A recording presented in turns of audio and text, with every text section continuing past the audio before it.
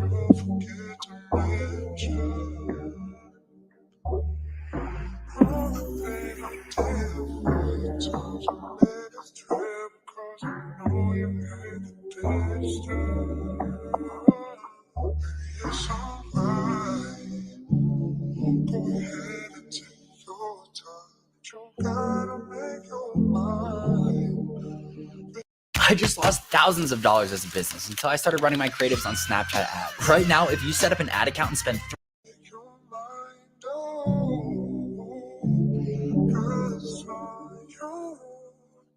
Tell me what you wanna do.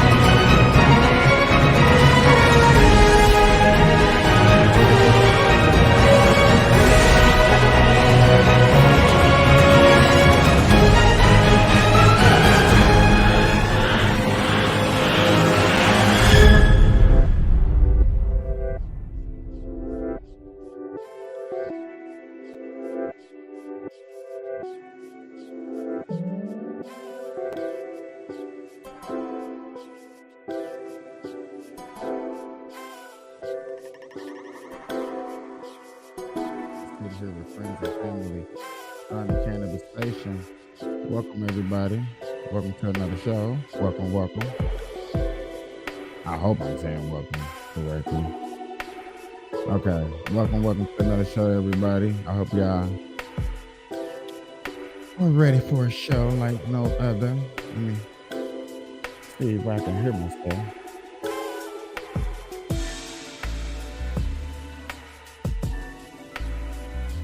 Okay, so we can hear each other. That's cool.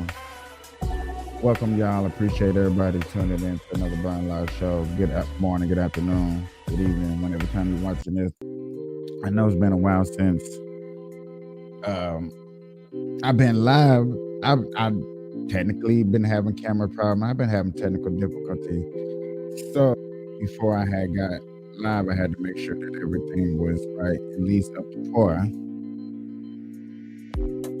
At least up to par. When before I came back live and did my little thug thizzle with all of you guys, you know what I'm saying? I do miss going live daily on a daily show, and normally what we do. Now, when I say Merc Wayne, we're keeping you connected is to keep y'all in tune with the news.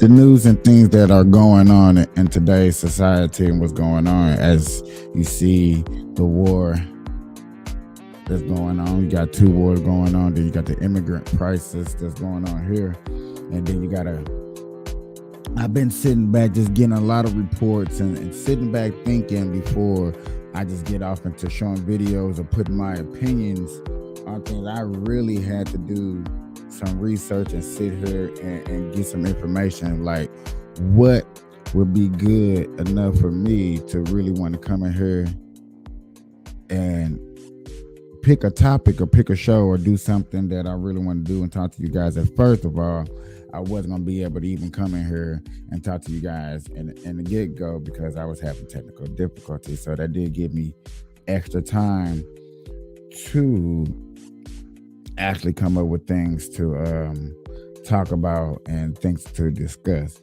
Now, me having this problem that I was having right now, I really didn't prepare myself. It's just really me coming in here, and I'm not gonna lie to you, we just gonna freestyle this on out. Probably pick a couple of topics to record to make sure that everything is going okay, but also getting into some things that are actually going on.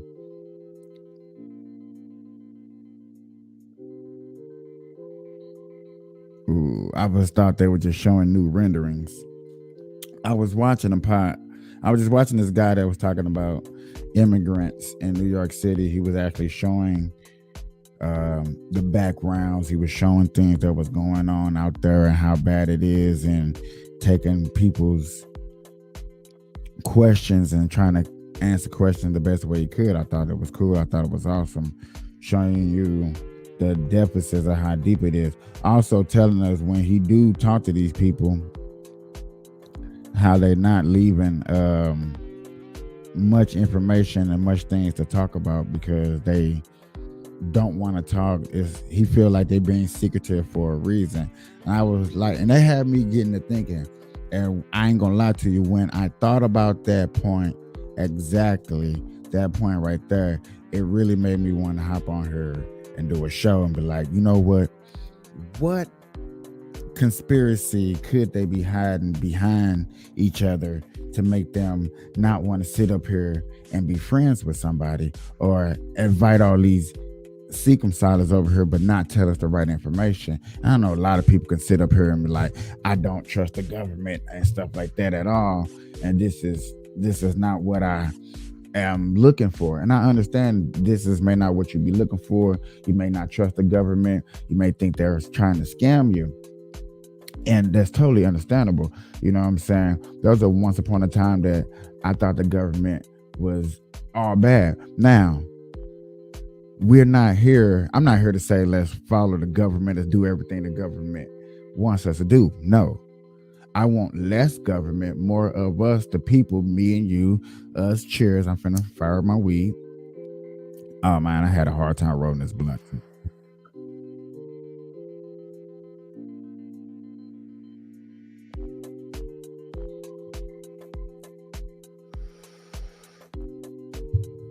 But what's been amazing to me is the fact that it's been hard times,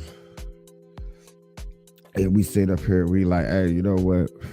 We got all these crazy things actually going on and taking place. Now I got a live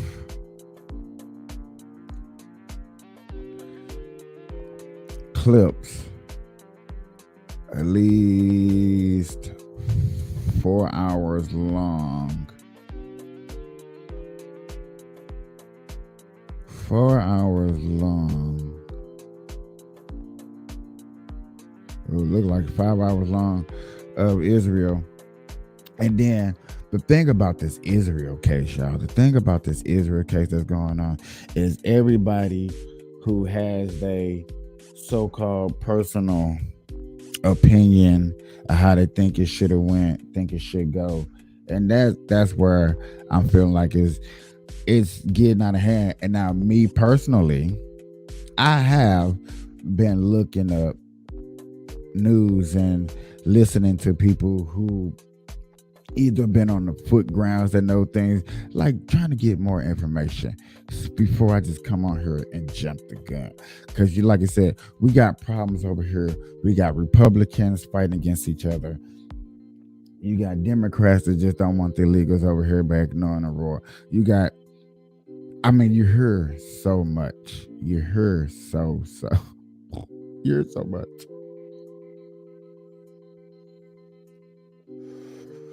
It is like how to take it all in. Who do you trust? Who's gonna try to get you the right information?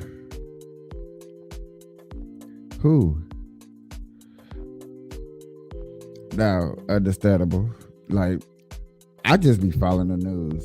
This is the only time where the news and some of the reports that you hear in podcasts almost matches up together. And it amazes me.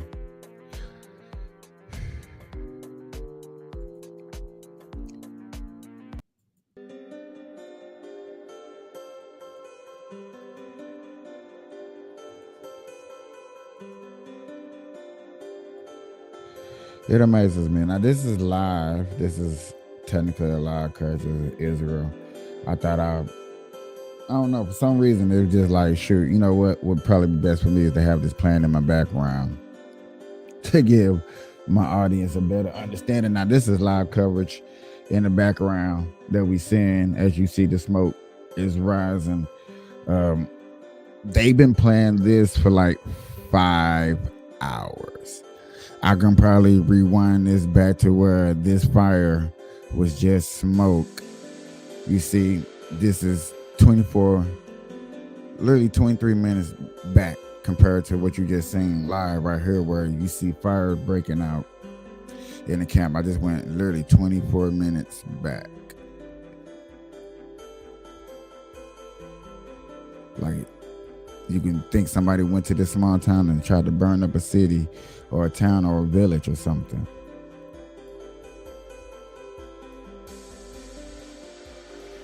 But yeah, as you see, like I said, this is live time.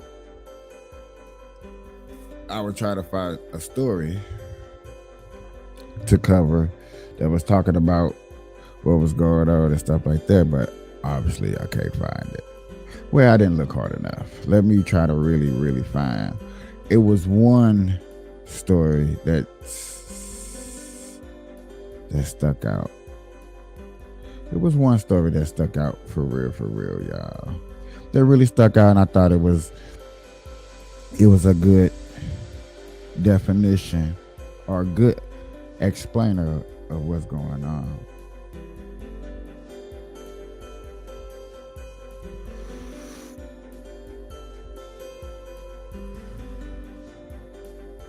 I'll be looking up so much stuff, it's crazy.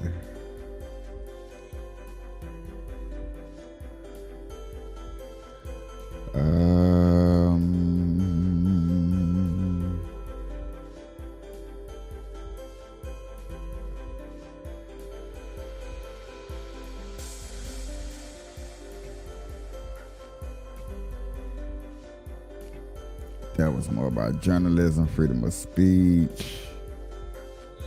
Hold on, y'all. Give me a second. I'm looking. I guess I am trying to get myself.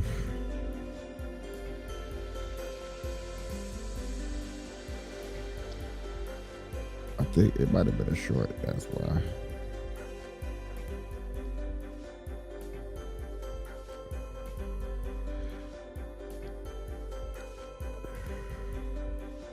Responsibility for this is mine. Tonight, Hamas war. And there is late word that President Biden may travel to Israel as early as this week. Secretary of State Antony Blinken already on the ground here tonight, leading the push for a diplomatic resolution to the crisis. Meeting with Prime Minister Benjamin Netanyahu and his war cabinet, the group forced to take shelter twice after rocket alerts sounded. The U.S. tonight also pushing for the opening of Egypt's border crossing with Gaza to allow Americans and others to leave Gaza and allow vital this seems like a way better camera system program that I with found Israel out. I can't wait postured to to my wage a engineer full-scale ground assault at any time in Gaza, Hamas has posted video of an Israeli woman it claims is one of the hostages it holds. Now, this Hamas thing is really where the terrifying parts come into play. And what are we seeing? Like I said, when we show you the live footage and stuff like this, and people on the streets and the combat. And now, I seen footage not too long ago. They have footage out there of Hamas in training before they went to war. So it's so much going on out there that are not telling us that you can think that is really going on. And then you really want, I'm gonna let this story right here. It's breaking news. Thank you. Yeah. We're following some breaking news right now. Let's get this late update. I'm Peter Alexander with that breaking news late tonight. Secretary of State Antony Blinken, currently in Israel, announced that President Biden will travel to Israel on Wednesday of this week. It is a dramatic show of... Now, this is like everybody on the conspiracy theory wall. Now, they can announce globally that the president is taking trips. Like, if people really wanted to hit America and get us or attack our president or take somebody hostage that was worth taking hostage, wouldn't y'all announce the president going to Israel? It'd be like, oh my God, this is the time to attack. So yes, I am looking for some weirdness. Or I know it's probably, like I said, I'm witch hunting. Okay, I'm witch hunting. Not to say that I want this to happen, but it amazes me. It amazes me what they do to announce things and how they solidarity and an in-person opportunity to demonstrate his commitment to Israel's security. Biden is making the trip at the invitation of Prime Minister Benjamin Netanyahu, and Secretary Blinken also announced that the U.S. and Israel have agreed to develop a plan to enable humanitarian aid from other countries and aid groups to reach the civilians in Gaza and to work to create areas to keep them out of harm's way. And we have just learned that the president will also fly to Jordan during his visit, where he'll meet with the leaders of Jordan, the Palestinian Authority, and Egypt. That's the latest breaking news. Now back to you, Lester. There is breaking. For the people that are watching my show and that's going to watch me the first 20, 30 minutes, I had the debate on her. And it was like the most views I ever had on YouTube. And if people can go back to that debate and remember the debate, they was attacking Vicky Ramaswamy for talking about the Middle East. It's crazy to me that they were talking about the Middle East during the debates. Like, it was being brought up suspiciously in two debates. Suspiciously, like, people knew. People from the higher up, Vicky Ramaswamy, which is okay, he's a billionaire, whatever. I don't, you know what I'm saying? I don't think that should really matter. What should matter is the fact that they we, the American people, knew something, because to the fact that y'all brought it up in debates, but nobody's looking at that because we're so short minded. And I don't know if we be taking the proper notes or the right notes or the things like that, but this war that people claim, and y'all seen it on news all the time. Oh, America knew nothing about it. Israel knew nothing about it. People knew something about it. Bull crap. And I'm calling people's bull crap because it was in a debate twice. Okay. Another podcaster, which I'm not going to put him out there because it's probably not the point, had a Christian Muslim debate, like things weirdly set in place to, like, somebody from the higher ups knew what was going on. You can't just tell me somebody didn't know what was going on and stuff like this. Breaking news we're following tonight out of Brussels, Belgium, where police say a gunman shot and killed 2 Swedish citizens. That city now on highest alert. Keir Simmons with the latest. Tonight, this terrifying video shows the suspected terror attack, gunshots, and a shooter chasing victims. We've paused the images before one person is apparently shot dead. Belgian prosecutors say they are treating it as terrorism, and with the man still at large, raising the terror threat to its highest level. We still have a terrorist on the loose, which will create more fear around that city and whether another attack is imminent. Separately, one attack often leads to another. Authorities confirming 2 victims have died, a third injured. All are Swedish. The Belgian Prime Minister said, yet again, before they keep going a little bit further, I said this and I didn't get a chance to say it on the podcast. I didn't because I haven't went live, you know what I'm saying? I probably lost my audience and everything like that.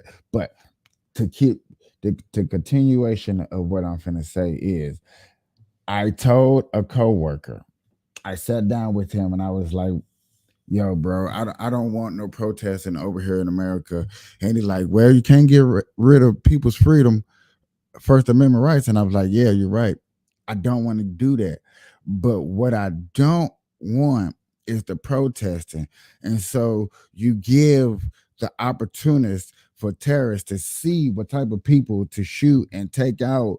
And when they protest, you know, a gathering of people at one spot, and then a shooting happens, and then we look bad. And then y'all be like, oh my God, what's going on? And I'll be like, well, that's why I feel to keep, and this is the reason why, to keep the American people safe, Muslims, Jews, Christians, atheists, just to keep everybody safe. I don't think there should be protesting.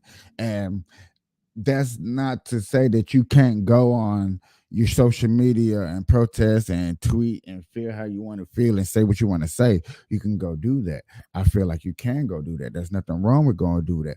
But what I'm saying is to give somebody with bad intentions the opportunity. You're putting harm's way. And this, unfortunately, this is not like that. This is a person that just went out and randomly shot people, period. Our thoughts are with the families and friends who lost loved ones. The fight against terrorism is a joint one. The French president saying tonight Brussels was hit by an Islamic terrorist attack again. Europe is shaken. In 2016, ISIS suicide bombers detonated explosives at Brussels airport, killing 32 people. The same terror cell had been responsible for a series of deadly attacks in Paris in 2015. Based on Hamas's call for global jihad last week, we all worried, would there be terror attacks worldwide? We see this today in Europe, and going forward, the entire continent will be on alert. Europe has feared that events in Israel would prompt more killings here. Tonight, that worrying possibility may have become a reality. And before tonight, one worried European official told me we do not want to import the crisis from Israel. Now Europe, which has struggled to reach a united response to the attacks there, will fear more division and violence here. And Lester, that is why I didn't want people to go out and start protesting. It's just to keep people safe. I don't have a big audience. I don't know the religions of my audience. I never thought about thinking about that. You know what I'm saying? I just try to have good marijuana discussions on my podcast, and hope that one day somebody see this and like, hey, man, that dude is pretty cool. He kept it real. That's mainly my projective. You know what I'm saying? I do this for the marijuana community, because in the marijuana community, we are very muted. And listen, and I don't speak for the whole entire marijuana community. No, I'm just one small portion of the marijuana community that's not scared to not scared to face and speak out on things that matter marijuanically, and do it for my community. You know what I'm saying? I don't want to shy away from things that I feel is necessary, things that I feel that I believe in.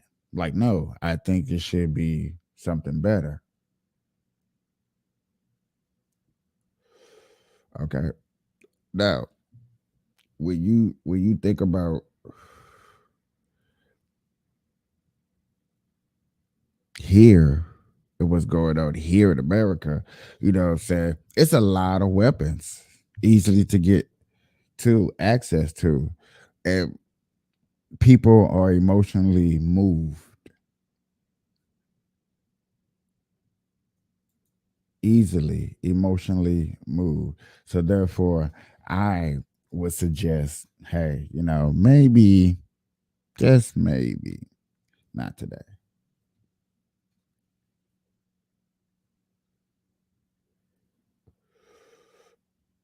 People would think that things that I talk about ain't worth it. It's unnecessary. I be wasting my time. But I feel like these things that are happening, you wonder why things are high. You wonder why people are moving a certain state. Like, come on now, you got people moving out of California dramatically.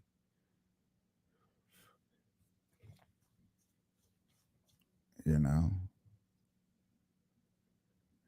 I wonder and think about things that are going on today. And like, yes, these things took time. It took time for this stuff to get in, to set into place. It took mind warping. It took people to slowly, hey, you think this is cool, you think this is right, let's try this, let's try that. When you start trying a lot of different things, and then the percentage of people that thinks this is okay starts getting higher and higher, then what you got? Then you got a change coming. And that's basically what's going on. Let's bring in Morgan Ortagus, former State Department news. spokesperson. And Lawrence, why don't you lead off the questions for Morgan? Yeah, thank you, Steve. Morgan, thanks so much for joining the program. We know that you have been stationed overseas. Everyone is reacting to this hospital bombing. Hamas is leading their disinformation campaign. But Americans back at home, they are afraid about our embassies. We don't want another Benghazi. What can you tell us about what the State Department is doing at this moment to keep these folks, these Americans, safe that operate at these embassies? Well, we do have Marines stationed at our U.S. embassies around the world. We have every right to be concerned, especially after what we saw happen at the U.S. Embassy in Beirut and Lebanon, also in Iraq. During the Trump administration in January of 2020, we actually had many Shia militias, which are, again, funded and directed by Iran, just like they are with Hamas and Hezbollah, that were attacking the U.S. Embassy. And under Secretary of State Mike Pompeo and President Trump, we took decisive action at the time, and we sent messages directly to the Iranians, Lawrence, where we said, if any of these Shia militias, if any of these people touch the American embassy, kill, hurt an American, we're going to hold you directly responsible.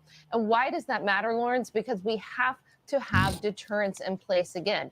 Right now, Iran knows that their proxies, Hamas, Hezbollah, whomever, whatever Shia militias in Iraq and Syria are operating, they know that they can get away now with killing 30 Americans and having at least 15 Americans hostages. What price is Iran paying today for the fact that 30 Americans are dead by their funding, by their training, and by their equipment? So far, nothing.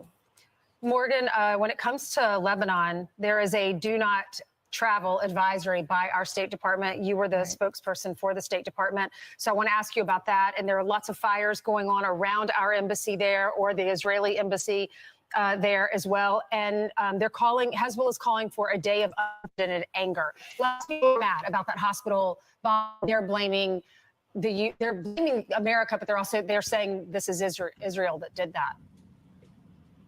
Well, and what's worse is even there are sitting members of the U.S. Congress who immediately rushed to blame Israel, when, of course, we later learned that wasn't the fact. And when you look actually at those tweets from Rashida Tlaib, for example, I found the tweet that she issued against President Biden to be incredibly threatening. I mean, language that I just do not think a member of Congress should be using for the president for his stance. Furthermore, these members of Congress who tweeted this disinformation out, they are directly putting American lives, American diplomats, Americans, they're putting them in harm's way by spreading this disinformation.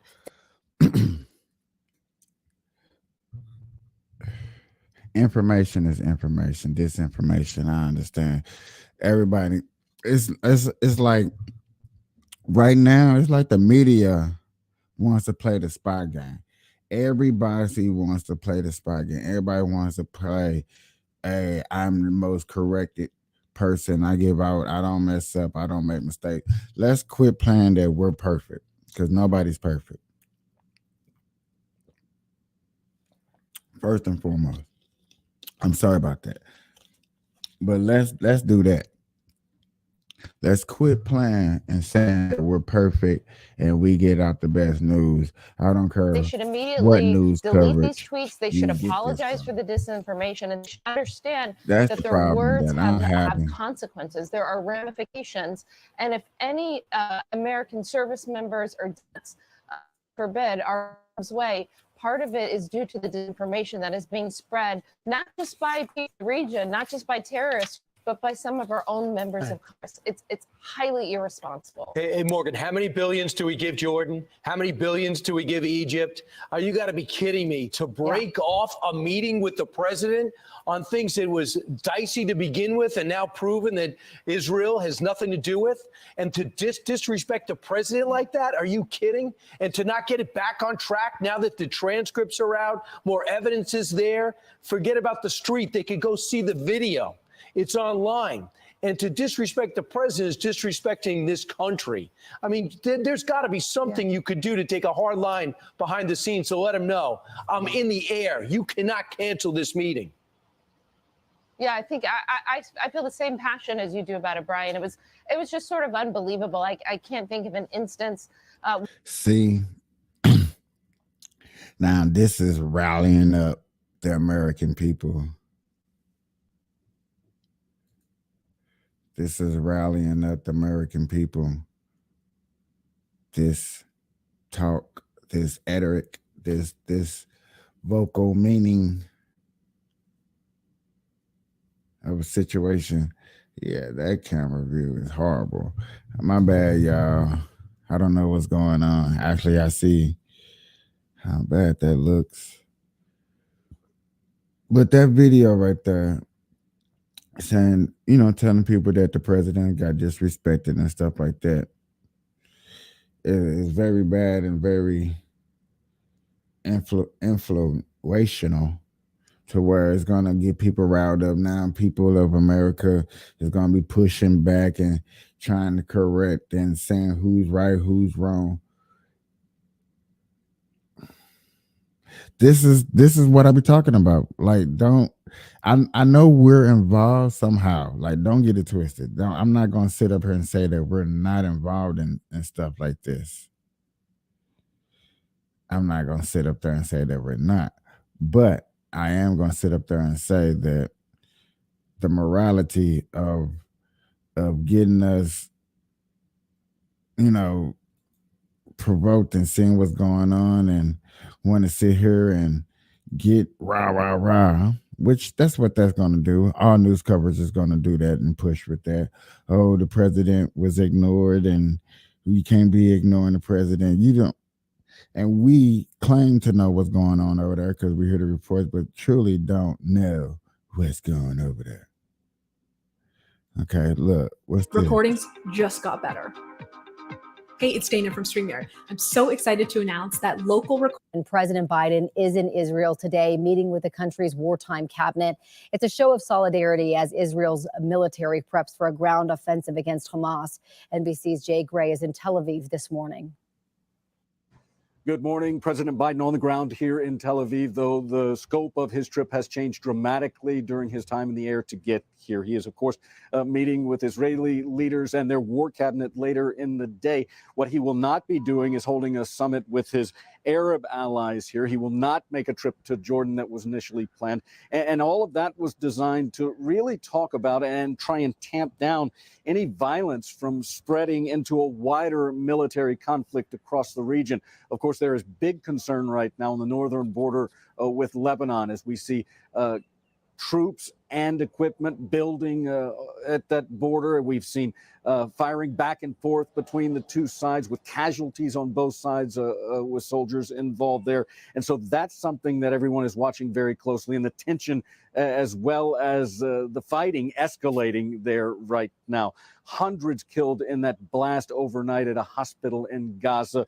You've got Hamas blaming Israeli airstrikes for that. You've got Israel saying it was a failed rocket launch by Islamic jihadists.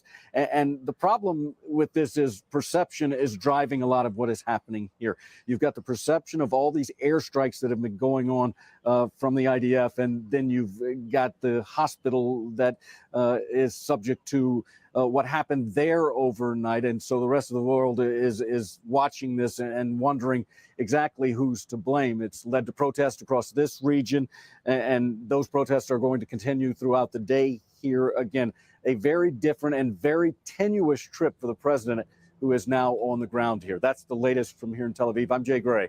Back to you now. So, y'all think you're gonna get anything done? Y'all think you're gonna get anything done? Anything's gonna get accomplished when he get over there? You would hope so. You would think that whatever needs to be said can be said and be justified. But then, if he amazingly stops something that happens over there,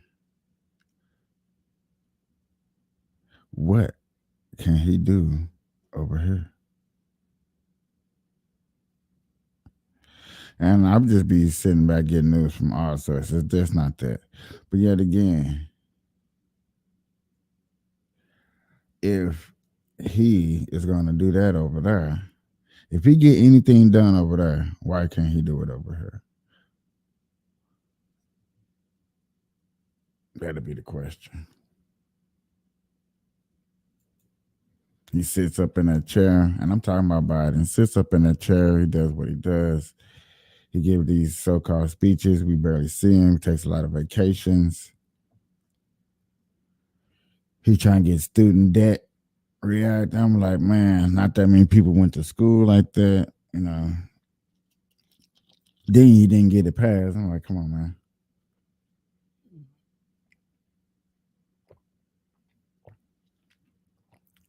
What are we looking for? What are we looking for?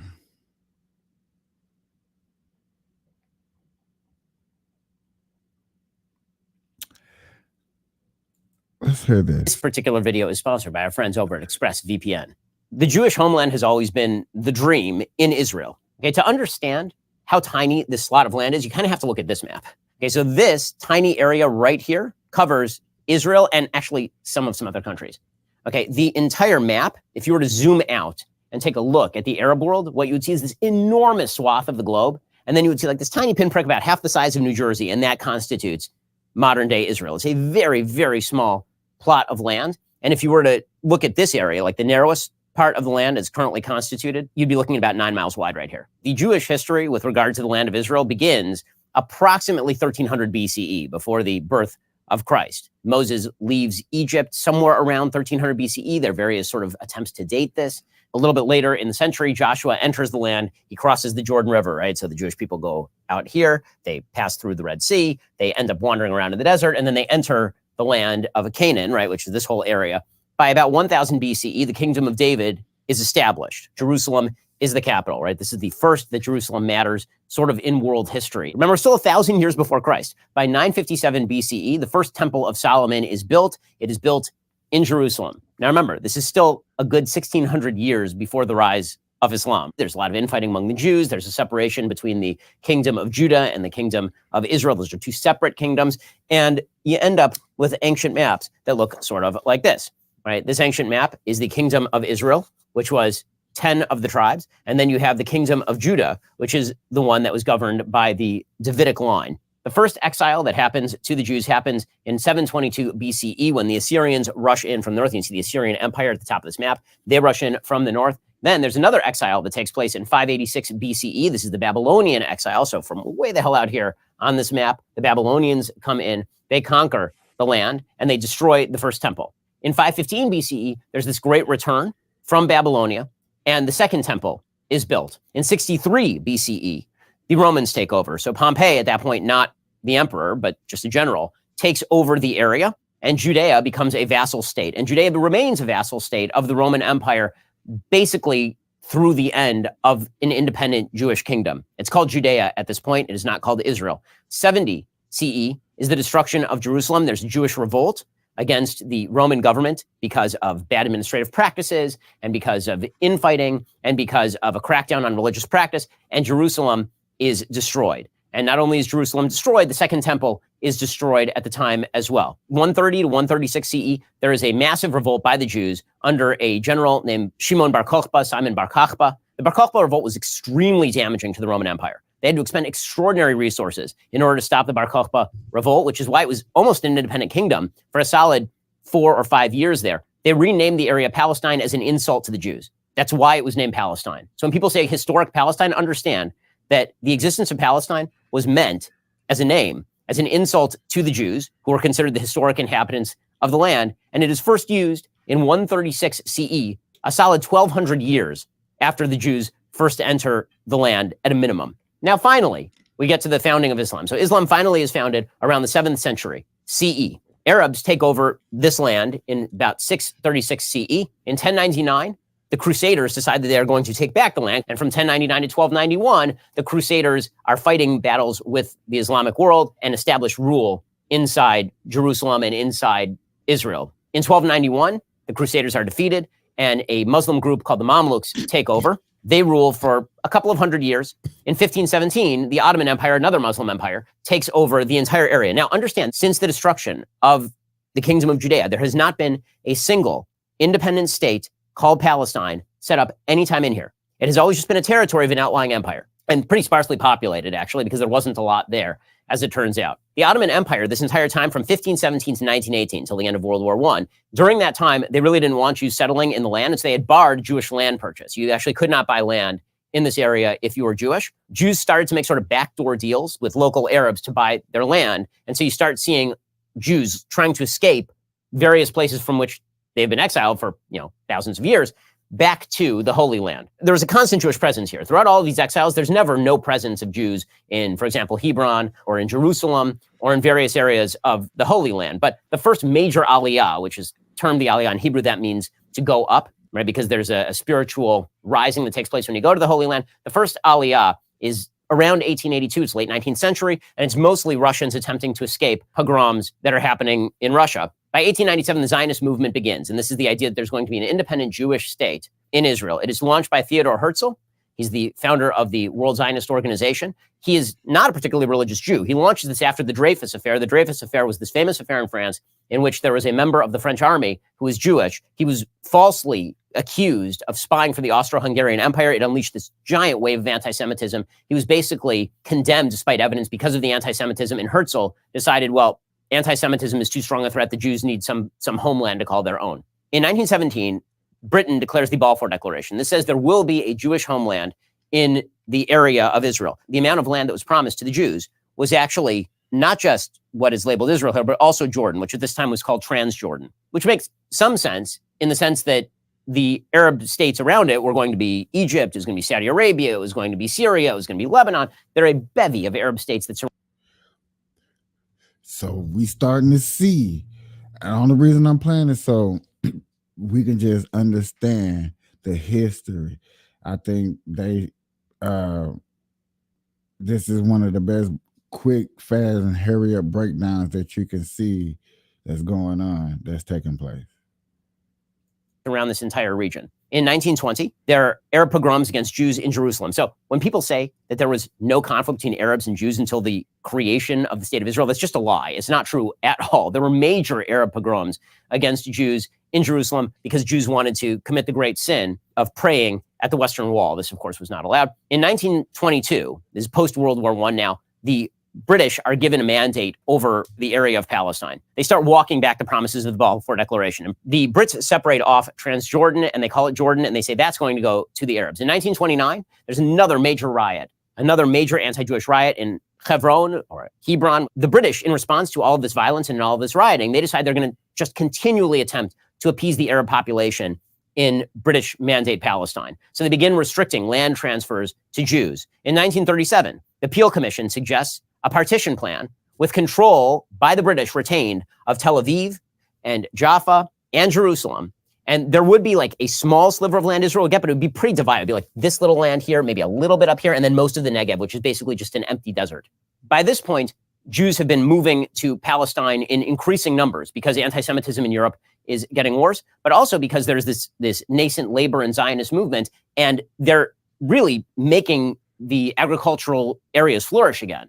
Economic growth in this region at this time is because Jews were moving in and they were bringing their resources with them, they were bringing their know-how with them, and they were working the land. And this was driving more Arab immigration to the land also, because economic activity always drives population movement. In 1939, under Arab pressure, the Brits restrict Jewish immigration to 75,000 Jews per year. The Jews are saying, listen, we have like millions of people who want to move here. And the Brits say, we're not doing that, 75,000 per year, because we have to get along with the Arab population. This is just before the Holocaust, obviously. And the Arabs reject this. The Arabs are very angry about this. They continue to launch low-level attacks on the British. They continue to attack Jewish populations. World War II breaks out. The Jews, including Jews who were heavily pushing the British to establish a Jewish state and to lift restrictions on Jewish immigration into British Mandate Palestine, they side with the Brits, right? They form their own divisions. They're trying to help the British. What they say is that we fight for Jewish immigration to Palestine as though there were no Germans, and we fight the Germans as if there were no British, right? That's the way the Jews see it in British Mandate Palestine. They're attempting to negotiate. The Arabs side with Hitler. Okay, during World War II, you have Hashmin al-Husseini. He is the Grand Mufti of Jerusalem, one of the Palestinian leaders at the time, the Arab leaders at the time. And he was literally meeting with Hitler, attempting to encourage Hitler to establish a final solution in the Holy Land should the Germans be able to conquer that area, which the Germans came pretty close. I mean, you had Rommel literally in Egypt, right? Rommel was over here. Okay, so fast forward, you're now after World War II. Still, the British Mandate is limiting the amount. Not all this fighting goes back this damn far. America ain't really established yet that damn good. Of Jewish immigration into British Mandate Palestine, because they're attempting to keep this conflict between the Jews and the Arabs simmering at a lower level. Okay, 1947, there's a UN partition plan, because now the British Mandate in Palestine, they want to end it. They want to withdraw. They don't want to be there anymore. So the UN says, okay, we're going to vote on a partition plan. It retains Jerusalem as internationally governed. Okay, so it would not have been... Look at Ben. Ben said, I'm going to break it down. I think this is very educational. I'm glad that I did take the time out to do this. I hope this goes good. I hope YouTube don't take this down, because this is for educational purposes only. Jewish territory or Arab territory, it would have been internationally governed. It's just this fragmented, ridiculous state. Okay, the state for the Jews would have been like a slice here, a little bit of a slice of the coastal area here, and then the Negev desert down here. The Jews are like, give us whatever you got, right? Whatever you're going to give us, we will take.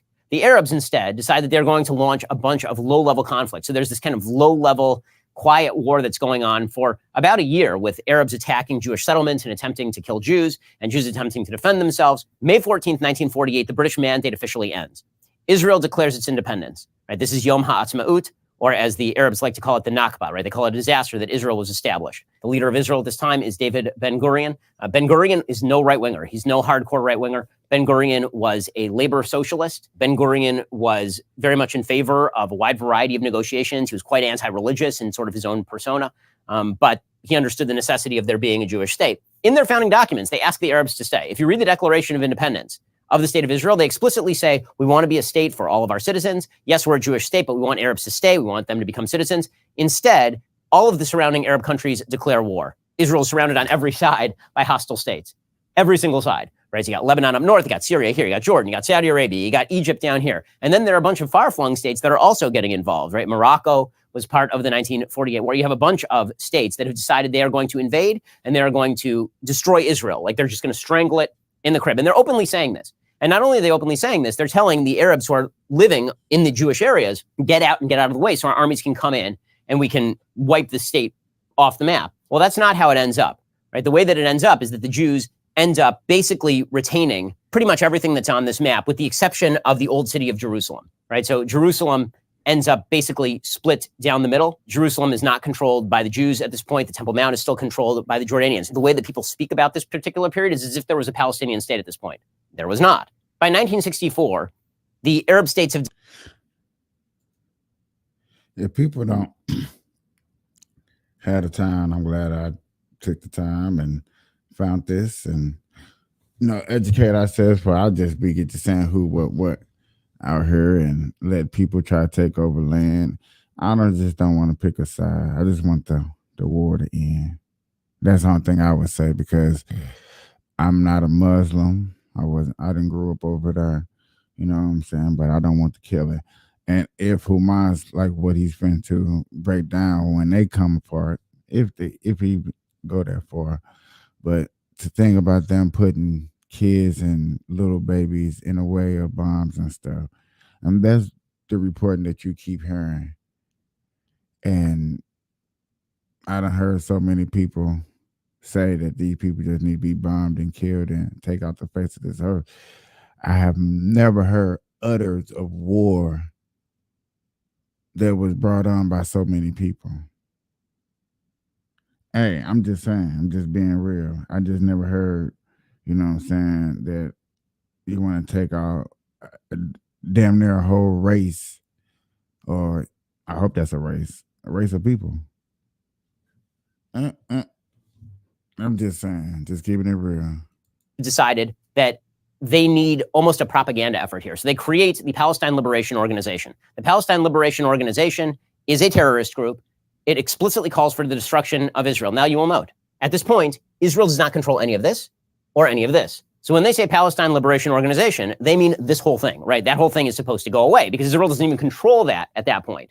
And they're not calling for Palestine to be liberated from Jordan or from Egypt. They're calling for the complete destruction of the state of Israel. Okay, so in 1967, the Arabs mobilized for all-out war. And this includes Egypt, it includes Jordan, it includes Saudi, it includes Syria. This is going to be the big war where they finally get rid of this nascent Jewish state that is less than 20 years old, right? And this is just less than 3 decades after the Holocaust. And Israel instead launches a preemptive war. They see this coming. They destroy the entire Egyptian Air Force on the ground. And in 6 days, they proceed to take the Golan Heights, which is this area of Syria. Israel takes over the entire Sinai Desert, takes all of Judea and Samaria to the Jordan River, takes all of the Gaza Strip, takes control of the old city of Jerusalem. Right? They do all of this in 6 days, which is why it's considered a miracle by the state of Israel. I mean, it's an unbelievable military performance. So in 6 days, they take what was going to be the war for their destruction. They proceed to expand their borders from this tiny thing to this, and all of this.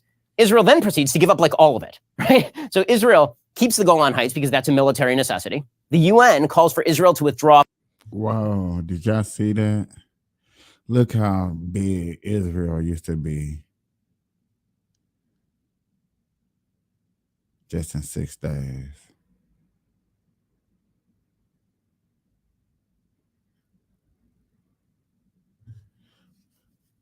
Wow.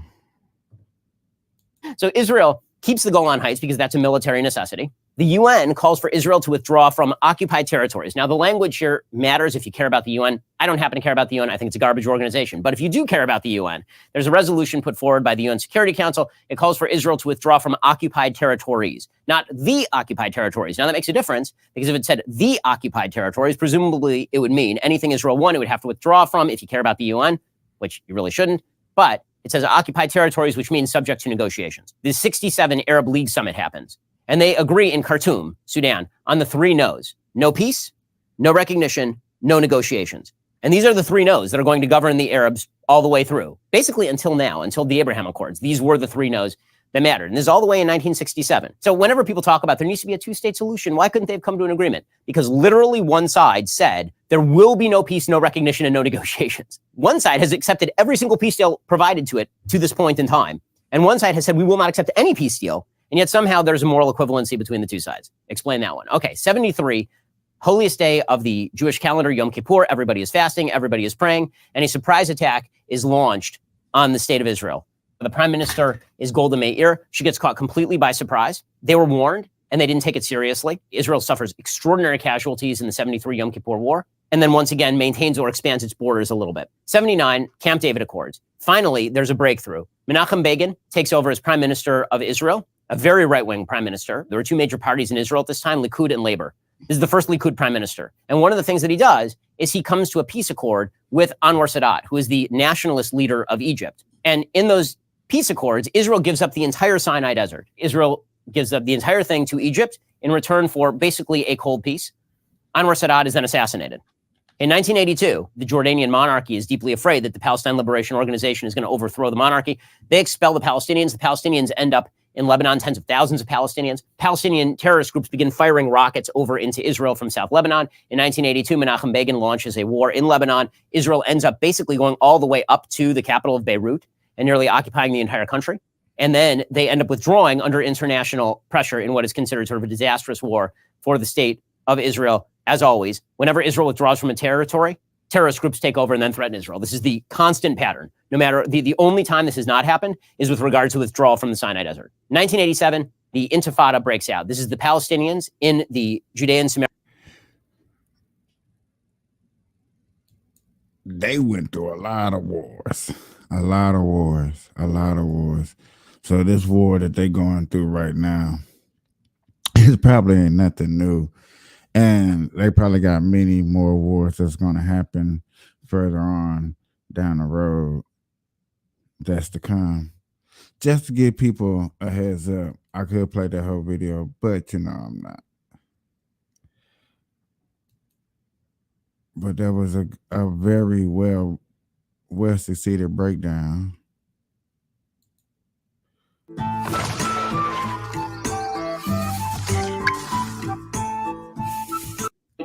You don't come to this floor with a sincere set of beliefs and a desire to make a change and be shy about it. And my friend is not a shy person.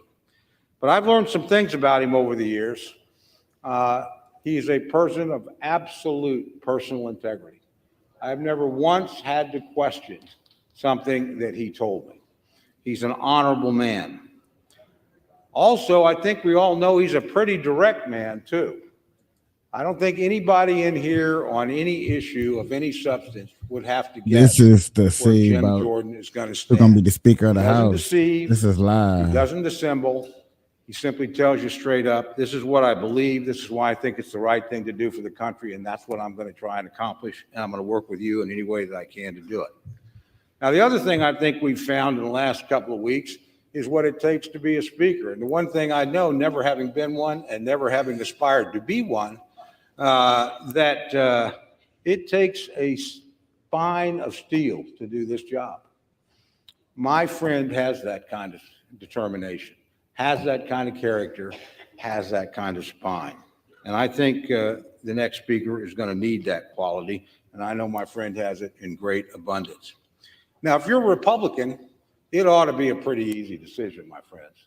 You know, this is somebody who believes what we believe and has fought for and shown that over and over again. You know, I first got to know him, a lot of his focus was on spending. That's exactly where the focus of this House ought to be. Now, he's laid out a plan, not just a short-term plan, as to how we deal with the appropriations process. I'm an appropriator. I think I know that that's not the root of the problem. But unlike any other speaker we've had, he's had the courage to talk about a long-term plan and to get at the real drivers of debt. And we all know what they are. We all know it's Social Security. We all know it's Medicare. We all know it's Medicaid. No president of either side has been willing to deal with this. No speaker of either side has been willing to deal with this. My friend, our former colleague, John Delaney, and I offered a plan, I still file it every year. John's not here anymore. To go back and do in 1983 what we did then and address Social Security, we never can get any help. This is a guy that wants to create a debt commission, a bipartisan debt commission, and get at the roots of our spending problem. That takes courage. And Republicans ought to support somebody with that kind of courage. Now, he's not only focused on one thing. I don't know anybody that's done more to highlight and talk about the border disaster that is underway right now as we speak. You know, I had the privilege of serving here when Jay Johnson was Secretary of Homeland Security. I have a very high opinion of Jay Johnson. I think he's one of the finest public servants I ever met. And he was asked on one occasion to define what was a crisis on the southern border. And he said, anytime you have more than 1,000 illegal entries a day, you have a crisis. We have 10 or 11 times that every single day.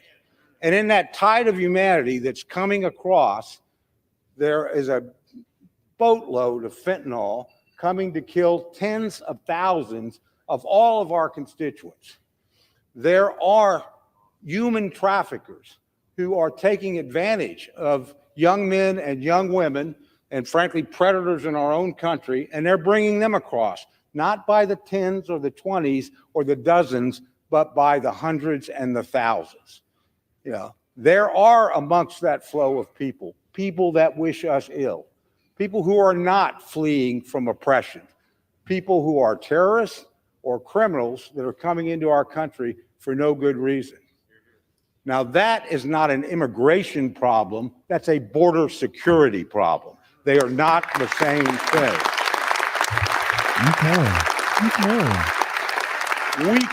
We can debate immigration. That's a worthy debate. We should never have to debate border security. Nobody's highlighted that issue like my friend Jim Jordan. Nobody's done more as a committee chairman to move legislation that would meaningfully deal with this problem. And this, my friends, on both sides of the aisle, but with all due respect, particularly this administration and my friends on the other side, need to look at this. You need to look at this seriously. Don't confuse it with immigration. You ain't going to have immigration reform until we have border security. Cannot be done. This has been the #1 champion of that. It's one of the #1 issues that we have. Finally, I want to talk about something that can bring us together. There are a lot of things we disagree on, legitimately so. Most of us do not disagree about the security of the state of Israel. All of us.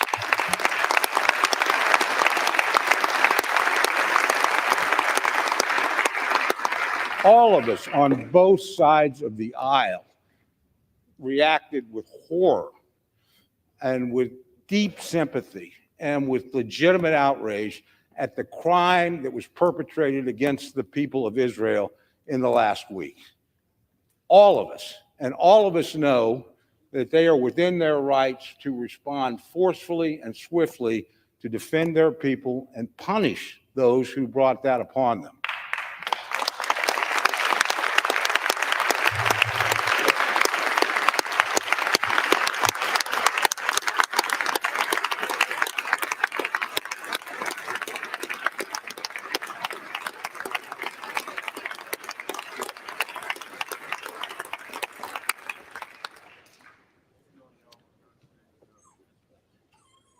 So at a moment of crisis, and we are in a moment of crisis, we should come together and act.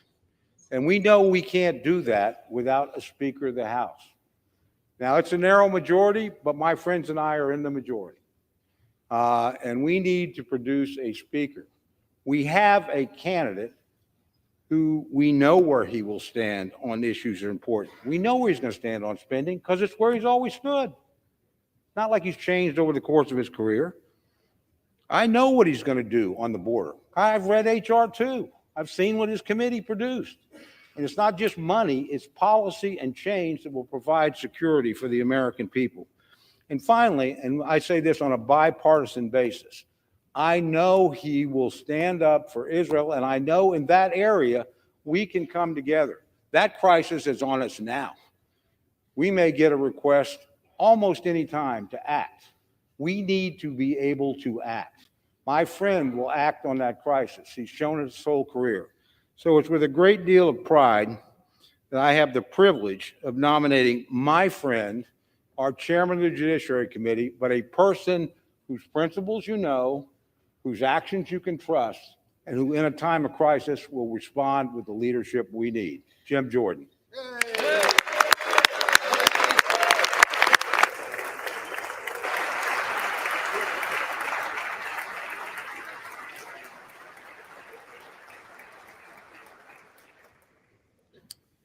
The chair now recognizes the gentleman from California, Mr. Aguilar. Mr. Speaker Pro Tem, I rise today at the direction of the House Democratic Caucus to place into nomination for the position of Speaker of the House of Representatives, the Honorable Hakeem Jeffries of New York.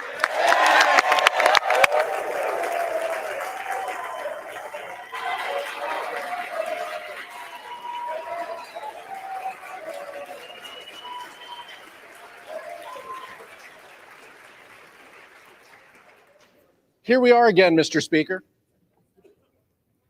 And I promise to make these speeches shorter if we get closer to a compromise, but I'm not certain that that's going to happen at this moment. While the Republican candidate for Speaker is making late-night backroom deals to secure the gavel, Leader Jeffries has once again extended the hand of bipartisanship for a path forward. One thing was very clear yesterday: the vote total, 220, 212 to 200. The People's House has spoken, and Leader Jeffries has the support to be Speaker that this country needs.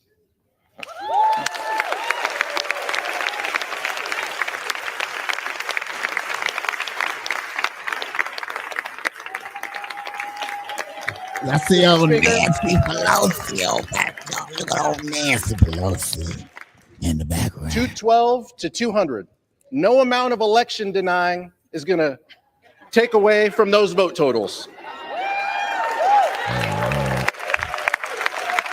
This is why we're having problems. We shouldn't, Mr. Speaker Pro Tem, we shouldn't be surprised at the vote count. I noted yesterday the legislative acumen of the gentleman from Ohio. Would it surprise anyone that in addition to not passing a single piece of legislation, he's never put a piece of legislation that has made it to a committee? The Speaker of the House must be a legislator, and the gentleman from Ohio falls short in that regard. He supports an extreme agenda and is hell-bent on banning abortion nationwide, gutting Medicare, gutting Social Security, and giving cover to January 6th attackers. Those aren't the values that we share. If we don't see a speaker elected in this round, there's going to be another candidate and another internal Republican conference vote and a secret ballot, and the country can't afford more delays and more chaos. 15 days should be enough.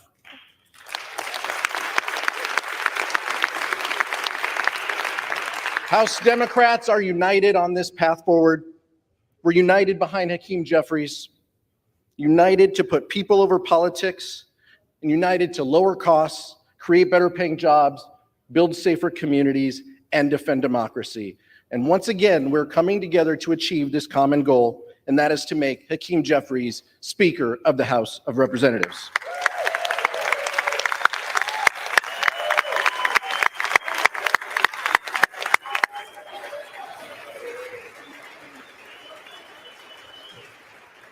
Almost, Mr. Speaker Pro Tem. Hakeem Jeffries has done what we haven't seen from the other side of the aisle, and that is to keep a caucus united. When extreme MAGA Republicans vowed to send our country into a devastating default, it was Leader Jeffries who led House Democrats to reject the extremism and keep the government open.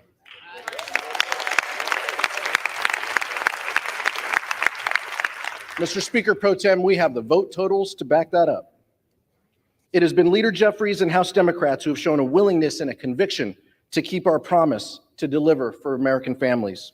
And it will be Hakeem Jeffries who will move our body and our country forward on a bipartisan path. Who on the other side of the aisle, Mr. Speaker Pro Tem, will take yes for an answer and work with us to achieve 3 common goals. And my colleague and good friend, the gentleman from Oklahoma, mentioned one of them. Supporting assistance to Israel, but what he left out was assistance to Ukraine and our national security objectives.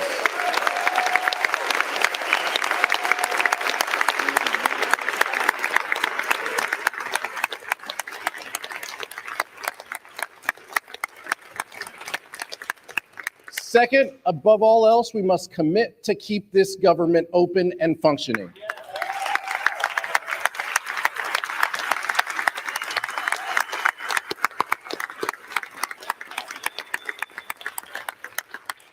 And finally, Mr. Speaker Pro Tem, we need to put this body on a bipartisan path to achieve real results for the American public. That is what we were sent to do. That is what we need to do. That is why Hakeem Jeffries is the leader we need at this time to lead this chamber. I'd like to nominate Hakeem Jeffries as Speaker of the House. I yield back.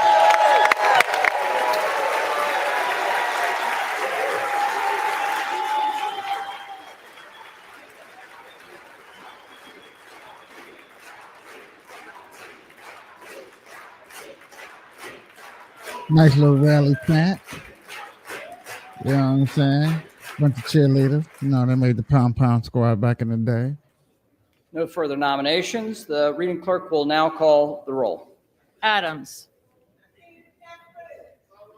Jeffries. Adderholt.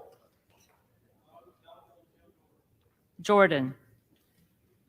Aguilar. Jeffries. Alford. Jordan. Allen. The question is, do they ever ask the people? Jordan. Do they ever ask us? Allred. Us. Do we? Who do we Jeffries. want? Who do you want? Amadei. Y'all, Speaker of the House, need to represent us, the Jordan. people. So, Armstrong. who would y'all want? Jordan. Any of those speeches made you sway Arrington. one way or the other? It's Jordan. curious. Auchincloss. What do Jeffries. y'all think? What does it take? Babin.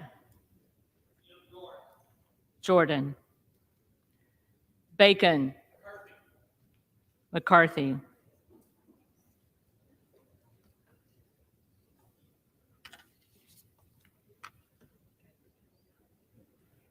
I bet ain't nobody pulling no fire alarms up in here to get to this meeting, huh? Baird. Jordan. Balderson. Jordan. Ballant. Jeffries. Banks. Jordan. Barr.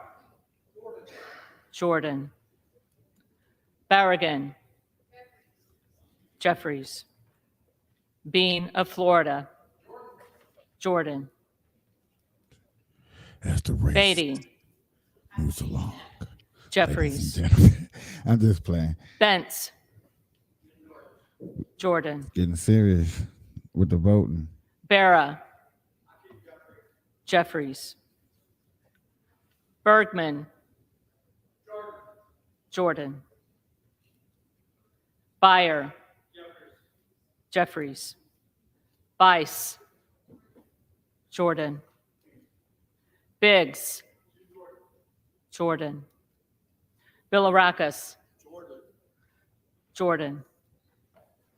Bishop of Georgia. Jeffries. Bishop of North Carolina.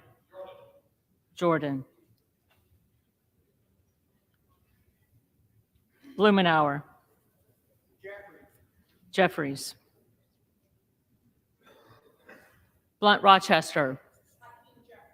Jeffries. Boebert. Jordan. Bonamici. Jeffries. Bost. Jordan. Bowman. Jeffries. Boyle of Pennsylvania.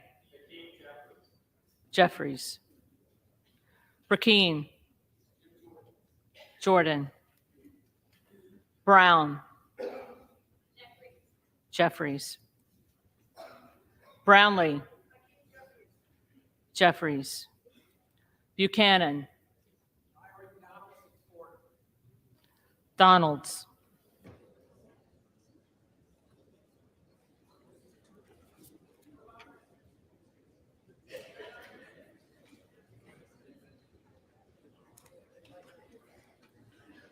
Buck. Emmer.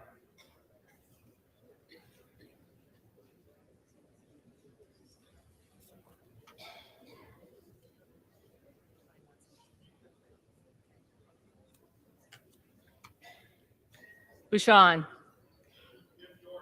Jordan. Basinski. Jeffries. Burchett. Jordan. Burgess. Jordan. Burleson. Jordan. Bush. Jeffries.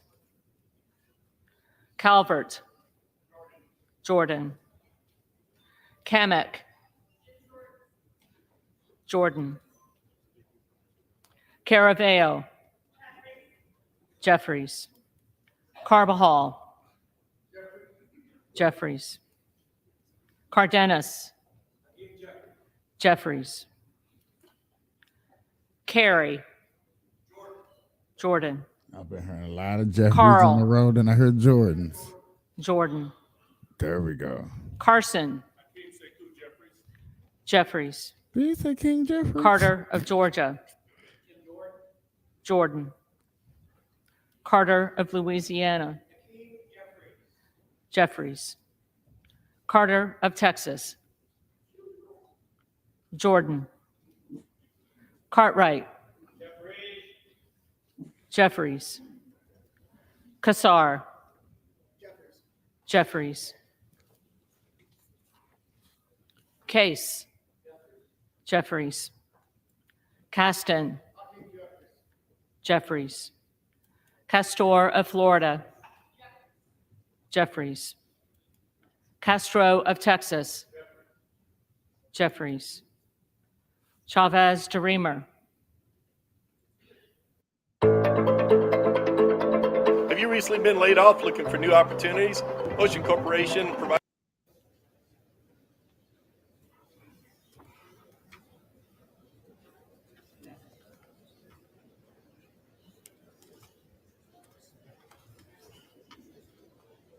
Sherfilis McCormick. Jeffries. Chu. Jeffries. Cisco Monty. Jordan.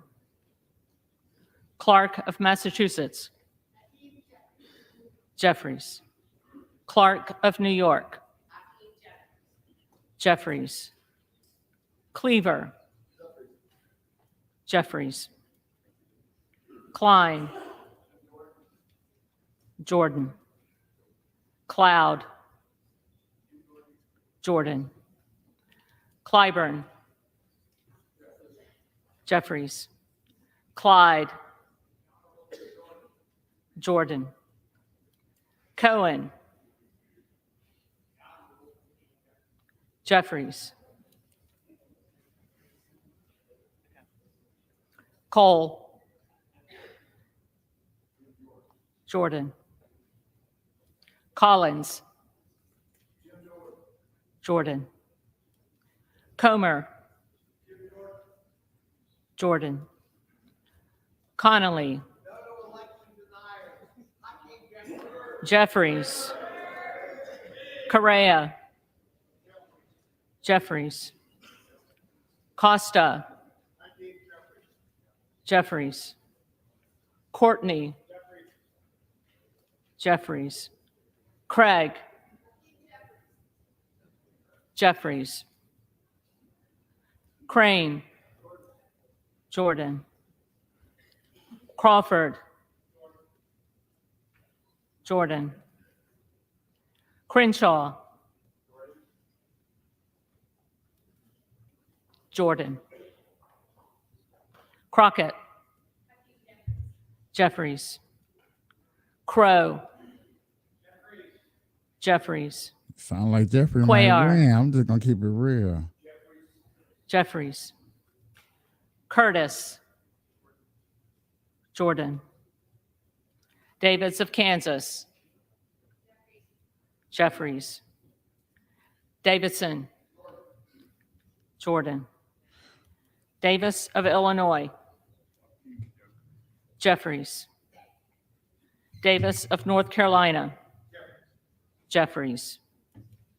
Dean of Pennsylvania.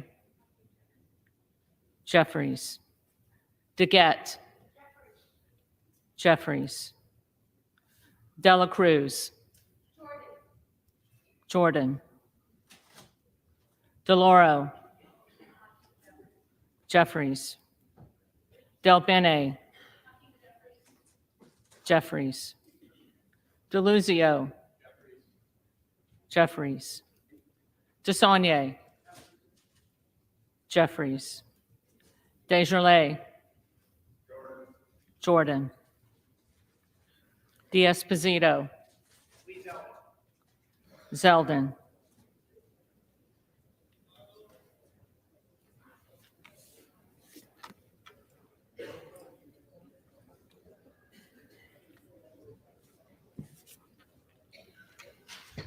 Diaz-Balart. Scalise.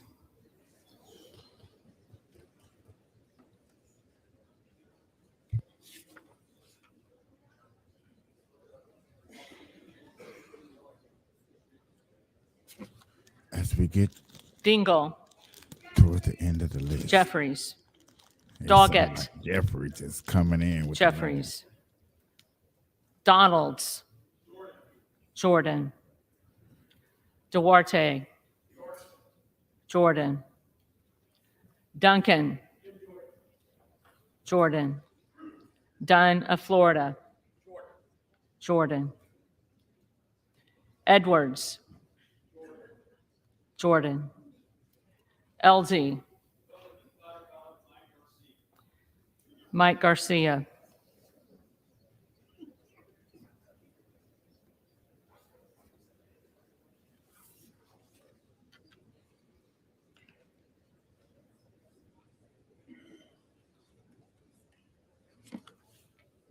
Emmer. Jordan. Escobar. Jeffries. Eshu. Jeffries. Espaillat. Jeffries. Estes. Jordan. Evans. Jeffries. Azell. Jordan. Fallon. Jordan. Finstra. Jordan. Ferguson. Scalise.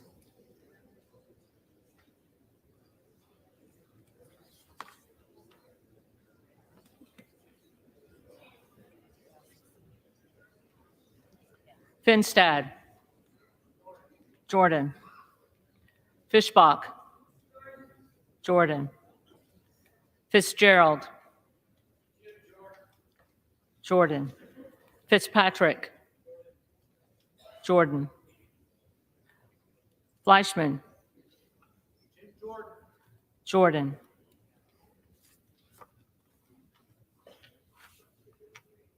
Fletcher.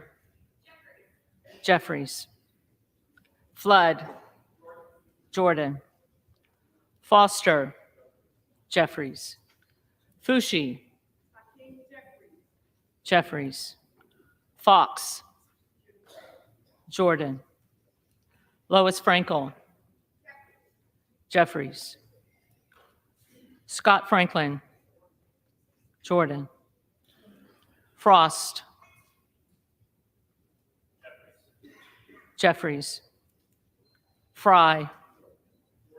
Jordan. Fulcher. Jordan. Gates. Jordan. Gallagher. Jordan. Gallego. Jeffries. Garamendi. Jeffries. Garbarino. Zeldin.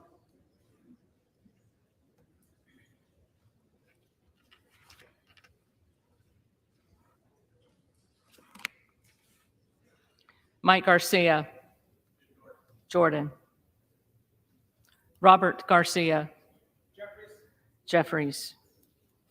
Garcia of Illinois. Jeffries. Garcia of Texas. Jeffries. Jimenez. McCarthy.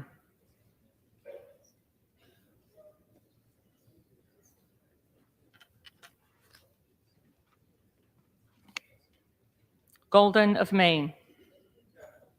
Jeffries. Goldman of New York. Jeffries. Gomez. Jeffries. Tony Gonzalez. Scalise.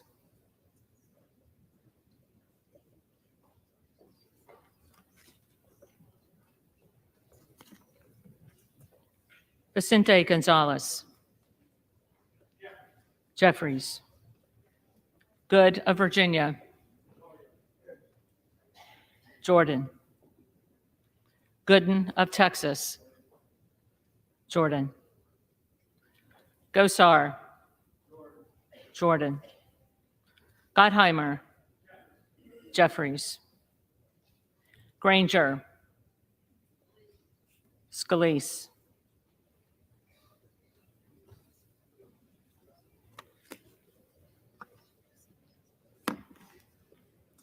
Graves of Louisiana.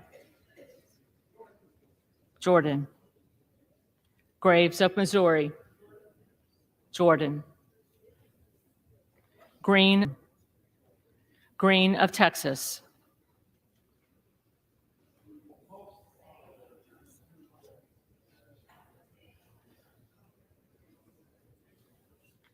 Jeffries. Green of Georgia. Jordan. Griffith. Jordan.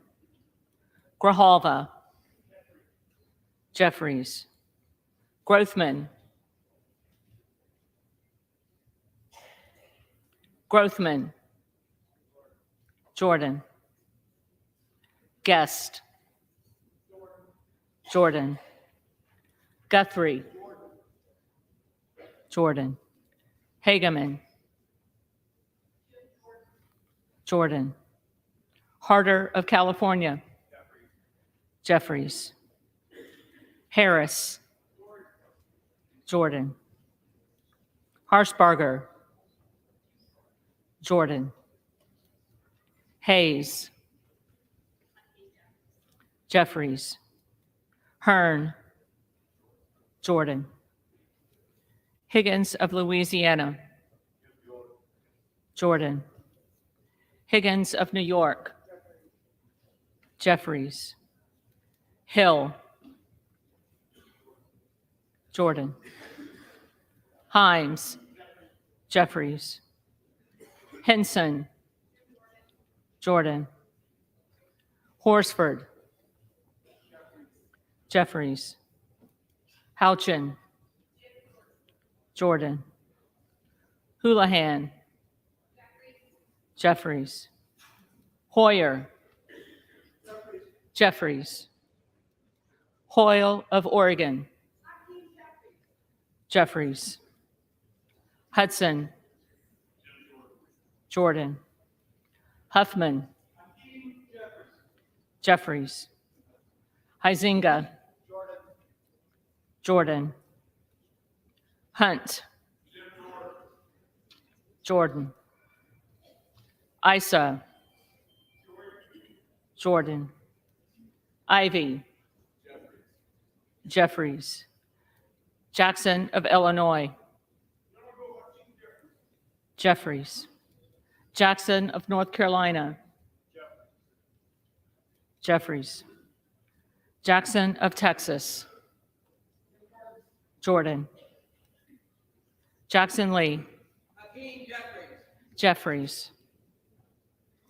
Jacobs. Jeffries. James. Miller Meeks. Candace Miller of Michigan.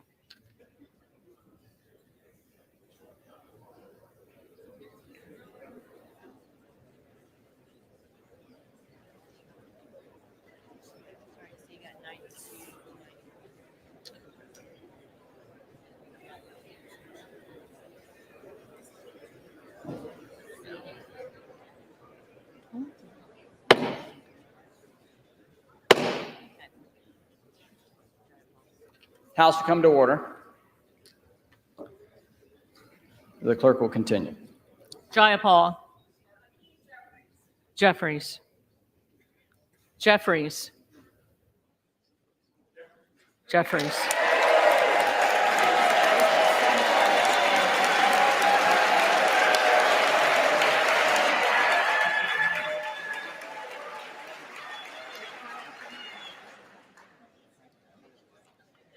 Johnson of Georgia.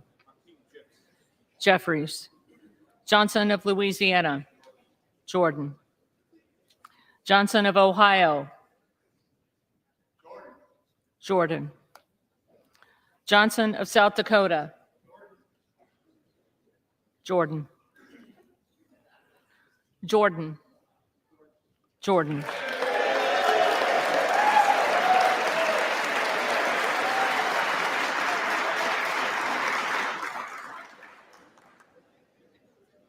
Joyce of Ohio.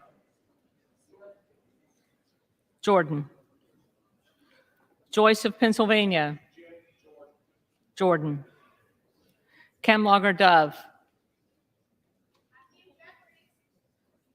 Jeffries. Captor. Jeffries. Kane of New Jersey. Jordan. Keating. Jeffries. Kelly of Illinois. Jeffries. Kelly of Mississippi. Jordan. Kelly of Pennsylvania. Former Speaker of the House, the Honorable John Boehner. Boehner.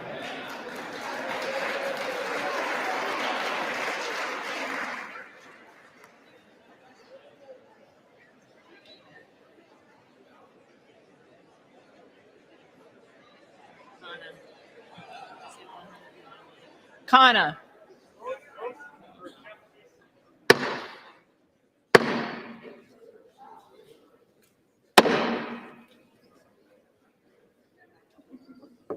Kana. Jeffries. Kiggins of Virginia. McCarthy.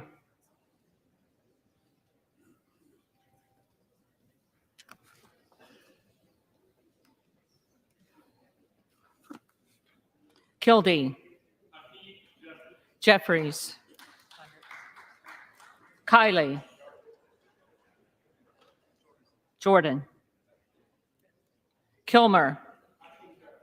Jeffries. Kim of California. Jordan. Kim of New Jersey. Jeffries. Krishnamurthy. Jeffries. Custer.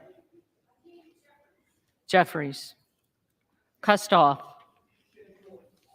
Jordan. LaHood. Jordan. LaLota. Zeldin.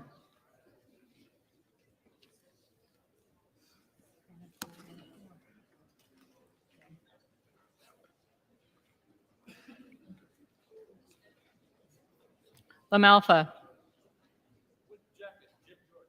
Jordan. Lamborn.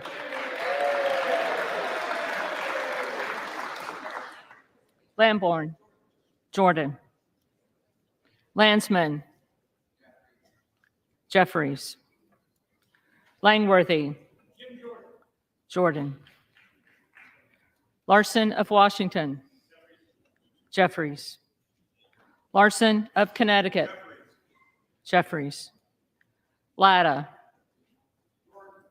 Jordan. LaTurner, Jordan. Lawler, Speaker Kevin McCarthy. McCarthy.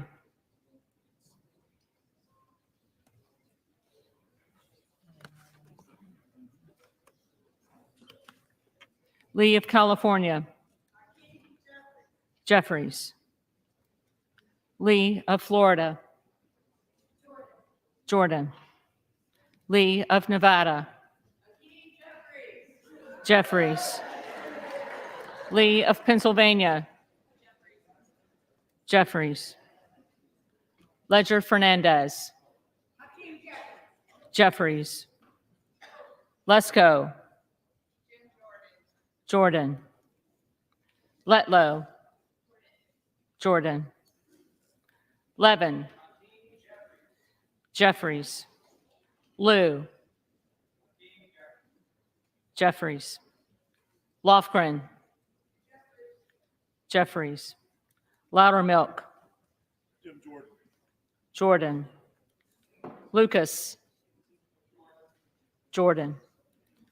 Luke Kameyer, Jordan. Luna, Jordan. Latrell, Jordan. Lynch, Jeffries. Mace, Jordan. Magaziner, Jeffries. Maliotakis, Jordan. Mann, Jordan. Manning, Jeffries. Massey, Jordan. Mast, Jordan. Matsui, Jeffries. McBath, Jeffries. McCarthy, Jordan.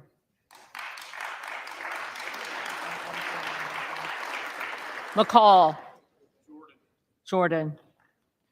McLean, Jordan.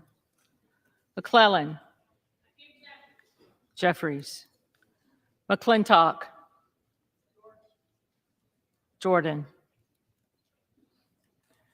McCollum, Jeffries. McCormick, Jordan. McGarvey, Jeffries. McGovern, Jeffries. McHenry, Jordan. Meeks, Jeffries. Menendez, Jeffries. Ming, Jeffries. Muser, Jordan. Mfume, Jeffries. Miller of Illinois, Jordan. Miller of Ohio, Jordan. Miller of West Virginia, Jordan. Miller Meeks,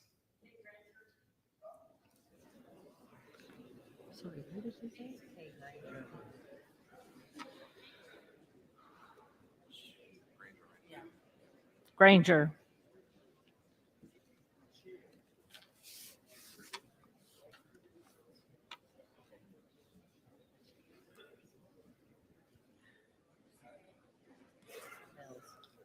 Mills, Jordan. Molinaro, Jordan. Molinar, Jordan. Mooney, Jordan. Moore of Alabama. Jordan. Moore of Utah. Jordan. Moore of Wisconsin. Jeffries. Moran. Jordan. Morelli. Mr. Jeffries. Jeffries. Moskowitz.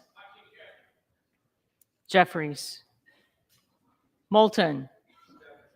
Jeffries. Mervan. Jeffries. Mullen. Jeffries. Murphy. Jordan.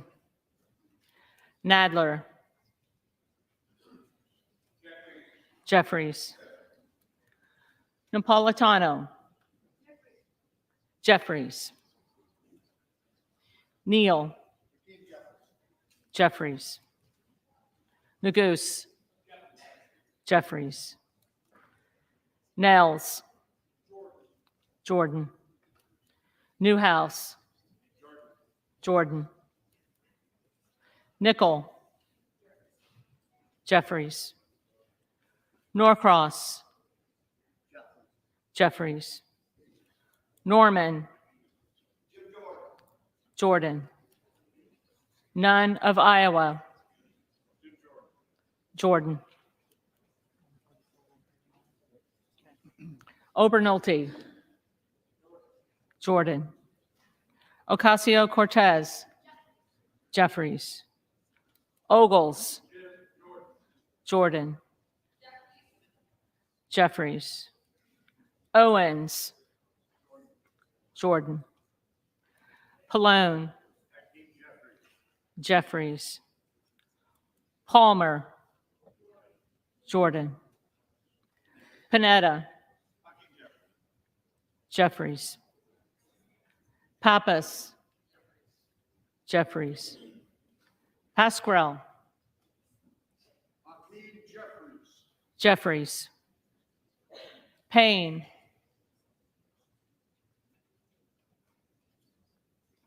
Payne. Pelosi.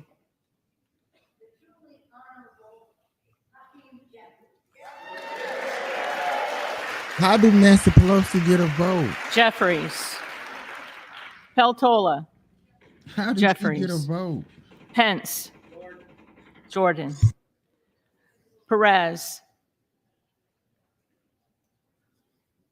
Perez. Jeffries. Perry. Jordan. Peters. Jeffries. Pedersen. Jeffries. Pfluger. Jordan. Phillips. Jeffries. Pingree. Jeffries. Pocan. Jeffries. Porter. Jeffries. Posey. Jordan. Presley.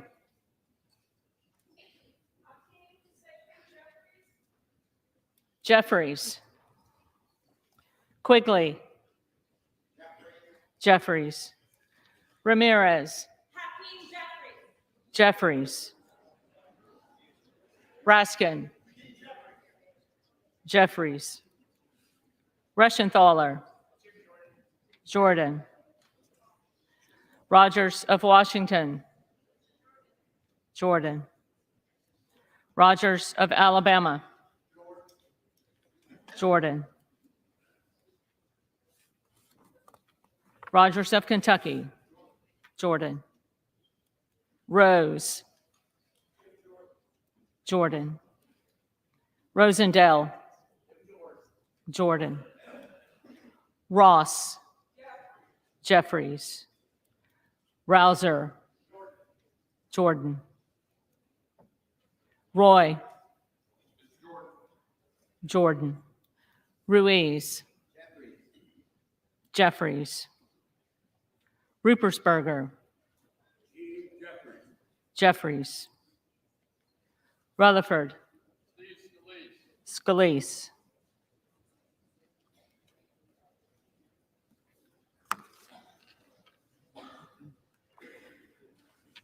Ryan.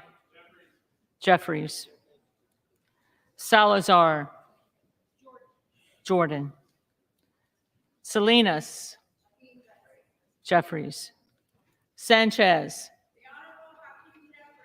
Jeffries. Santos. Jordan. Sarbanes. Jeffries. Scalise. Jordan.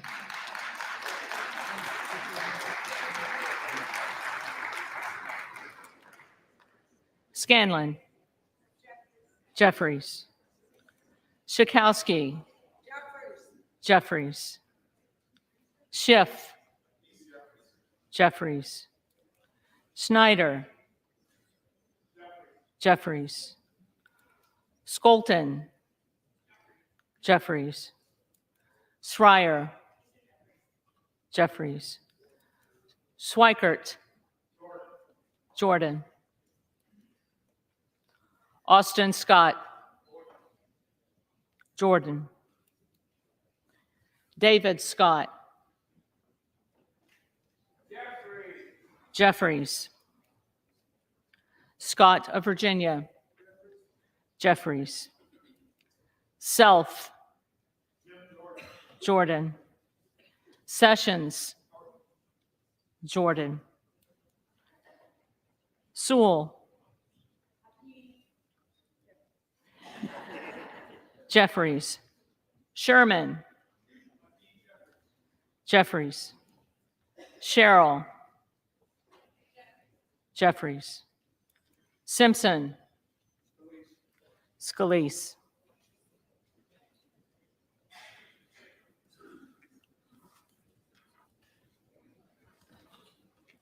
Slotkin. Jeffries. Smith of Missouri. Jordan. Smith of Nebraska. Jordan. Smith of New Jersey. Jordan. Smith of Washington. Jeffries. Smucker. Jordan. Sorensen. Jeffries. Soto. Jeffries. Spanberger. Jeffries. Sparts. Sparts. Stansberry.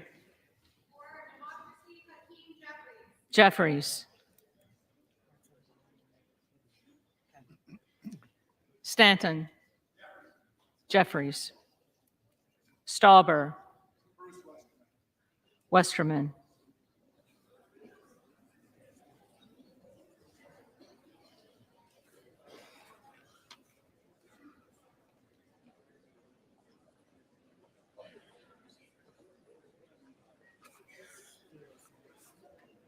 Steele.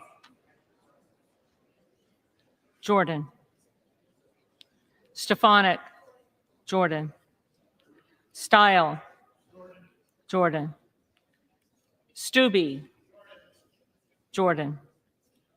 Stevens. Jeffries. Strickland. Jeffries. Strong. Jordan. Swalwell. Jeffries. Sykes. Jeffries. Takano. Jeffries. Tenney. Jordan. Tanadar. Jeffries. Thompson of California. Jeffries. Thompson of Mississippi. Jeffries. Thompson of Pennsylvania. Jordan. Tiffany. Jordan. Timmons, Jordan. Titus, Jeffries. Tlaib,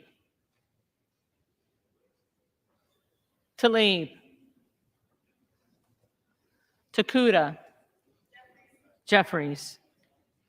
Tonko, Jeffries. Torres of California, Jeffries. Torres of New York, Jeffries. Trahan, Jeffries. Trone,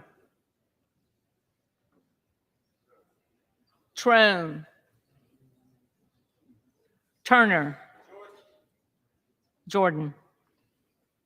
Underwood, Jeffries. Valadeo, Jordan. Van Drew, The Honorable Jim Jordan. Jordan. Van Dyne, Jordan. Van Orden, Jordan. Vargas, Jeffries. Vasquez, Jeffries.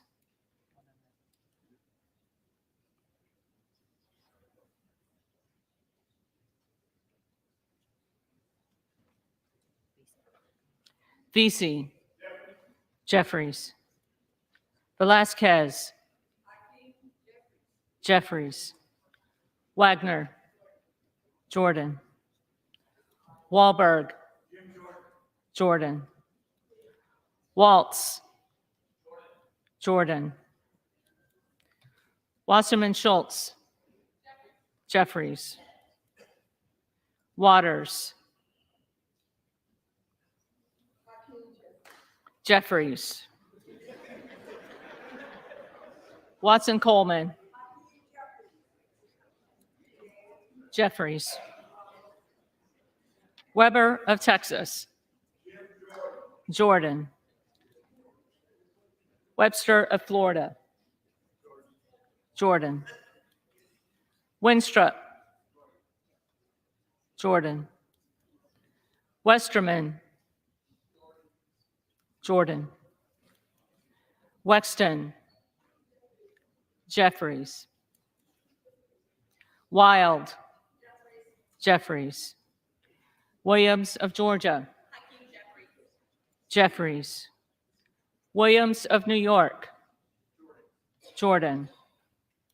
Williams of Texas, Jordan. Wilson of Florida, Jeffries. Wilson of South Carolina, Jordan. Whitman, Jordan. Womack, Scalise.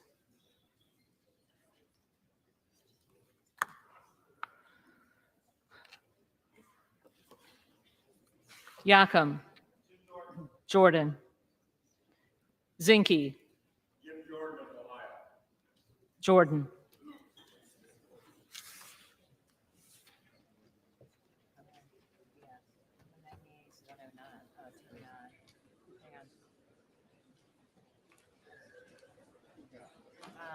We got to go back through. I got Payne missing. I got Sparks missing. And I got Tlaib missing. And Trey. Okay. So you should have 4 missing.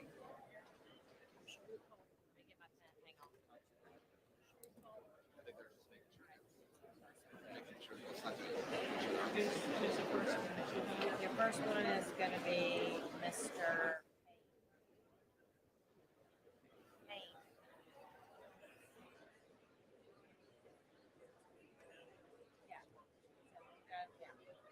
So she'll call again.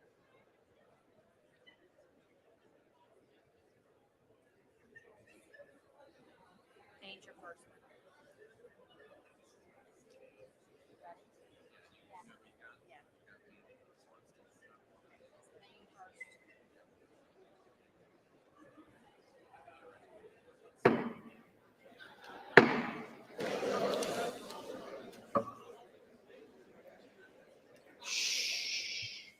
The reading clerk will now call the names of the members who did not answer the first call of the roll.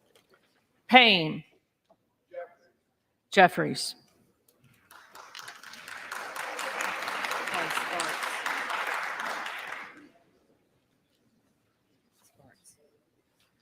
Sparts.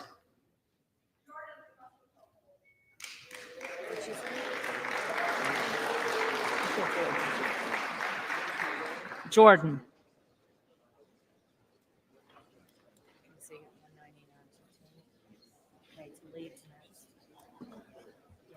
Tlaib.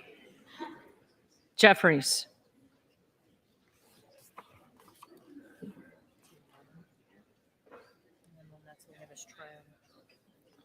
Trone. Jeffries.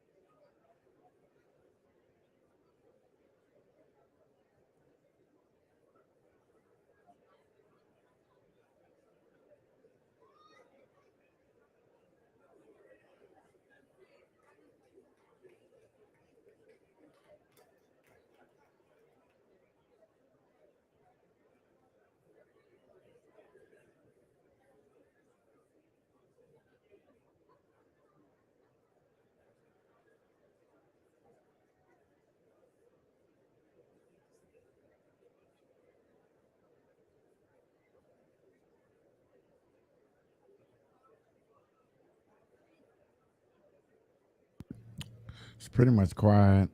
People are telling you at the votes. Probably gonna get a little feedback of who won in a bit. Give it a few minutes. Everybody talking, all that blase blase.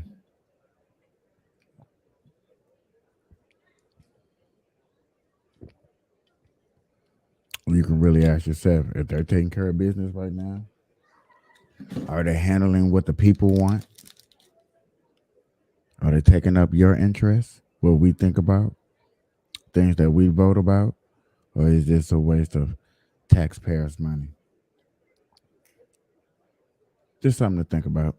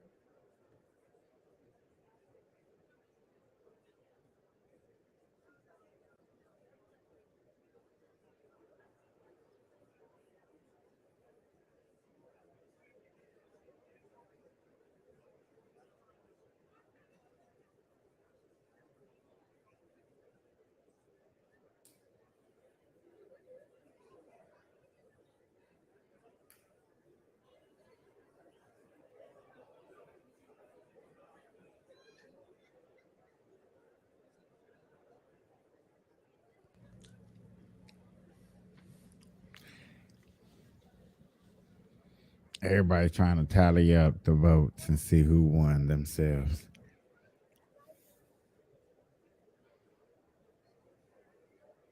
I know who won. I know who won.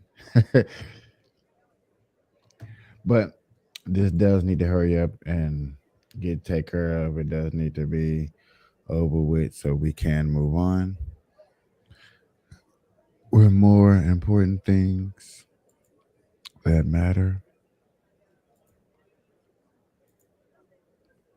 I don't think people just sit here and just say certain things doesn't matter, but there's a lot of things out there that does matter to us. And it is coming to the point to where we do need to move on.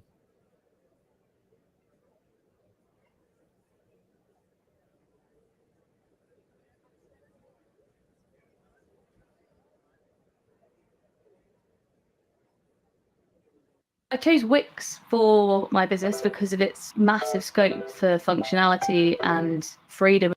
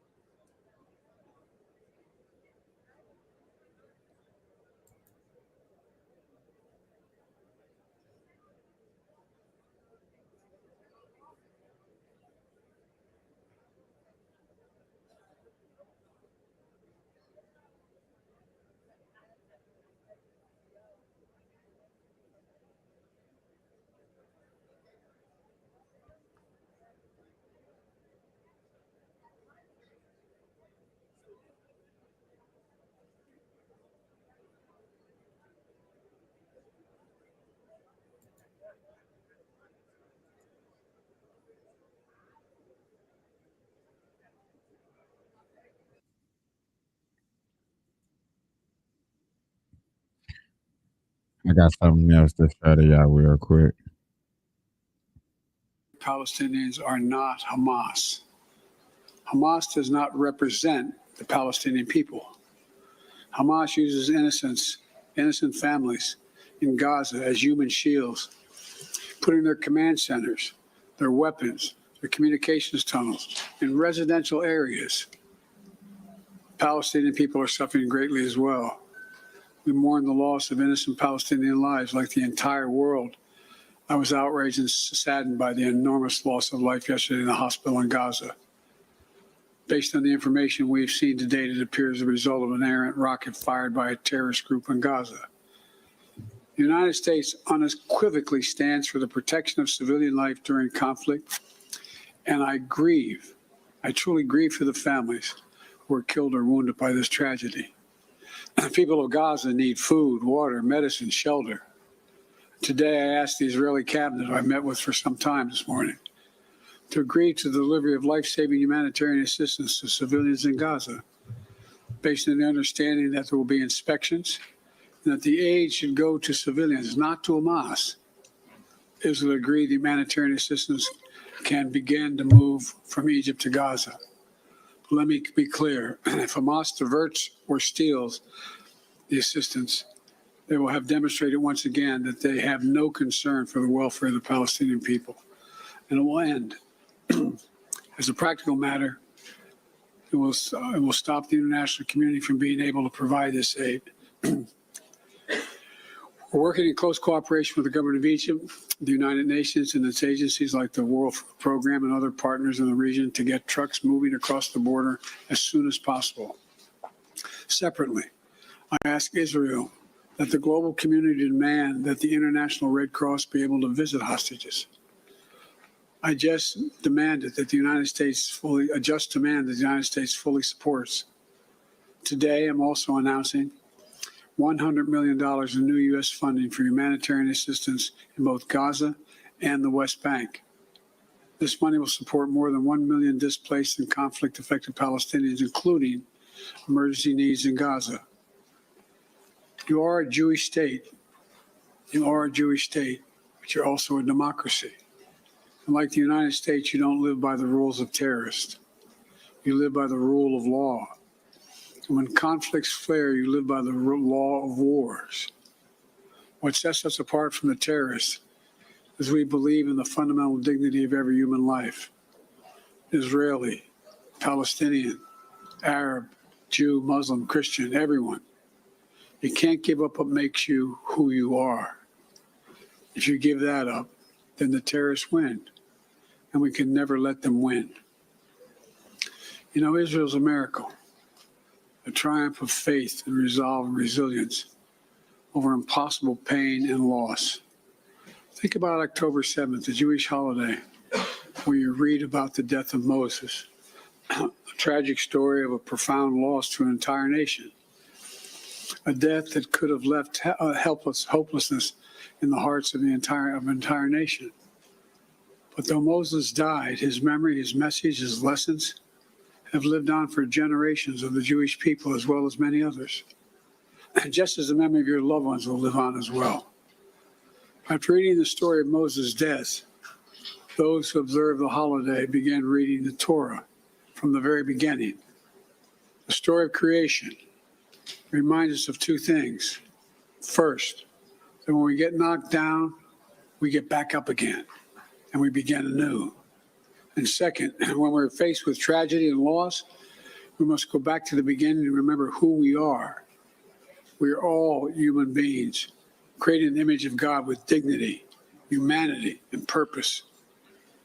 In the darkness, to be the light unto the world is what we're about. You inspire hope and light for so many around the world. That's what the terrorists seek to destroy. That's what they seek to destroy. Because they live in darkness, but not you, not Israel. Nations of conscience like the United States and Israel are not measured solely by the example or power. We're measured by the power of our example.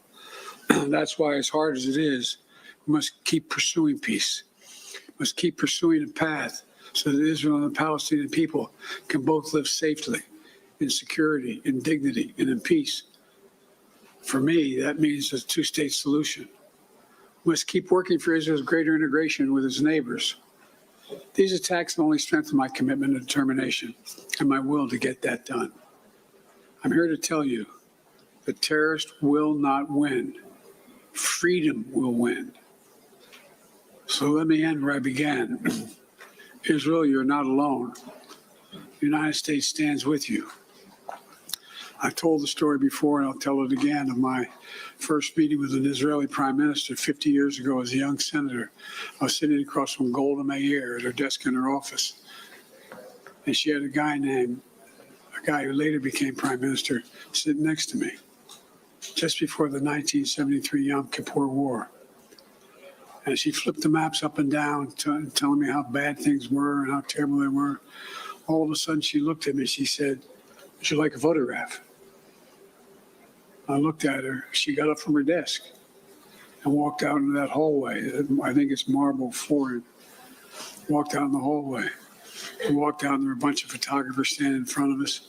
We were standing shoulder to shoulder. And without her looking at me, she said to me, knowing I'd hear her, "Why do you look so worried, Senator Biden?" And I said, "Worried? Like, of course I'm worried." And she looked at me and she didn't look. She said, "Don't worry, Senator. We Israelis have a secret weapon. We have nowhere else to go." Well, today, I say to all of Israel, the United States isn't going anywhere either. We're going to stand with you. We'll walk beside you in those dark days. And we'll walk beside you in the good days to come. And they will come. As you say in Hebrew, which I'm not going to attempt to do because I'm such a terrible linguist, I'll say it in English. The people of Israel live. The people of Israel live. That was President Biden in Israel. Their very strong message for Israel and really around the world as Can well. y'all really We say are that's going to a continue powerful speech? to Oh follow yeah, the that latest from speech was Israel. And coming up, we have on deck Fox News' Jonathan Hunt, bringing us always the very latest from the war. That's coming up here in the next 2 minutes, right here on Live Now from Fox, everyone.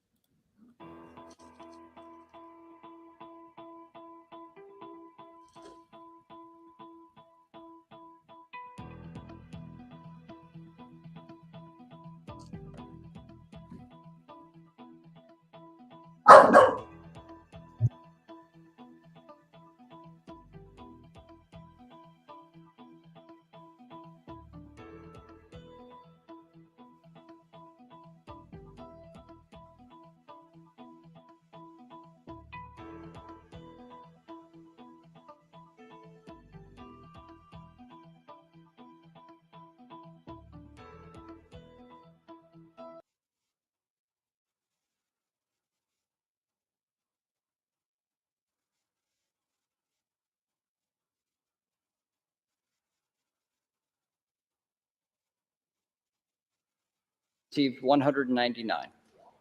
The Honorable Hakeem Jeffries.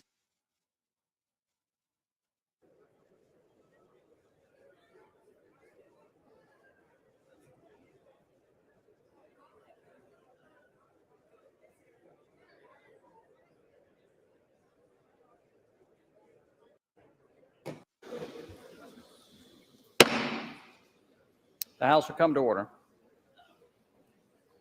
The tellers agree in their tallies that the total number of votes cast is 433, of which the Honorable Jim Jordan of the state of Ohio has received 199. The Honorable Hakeem Jeffries of the state of New York has received 212.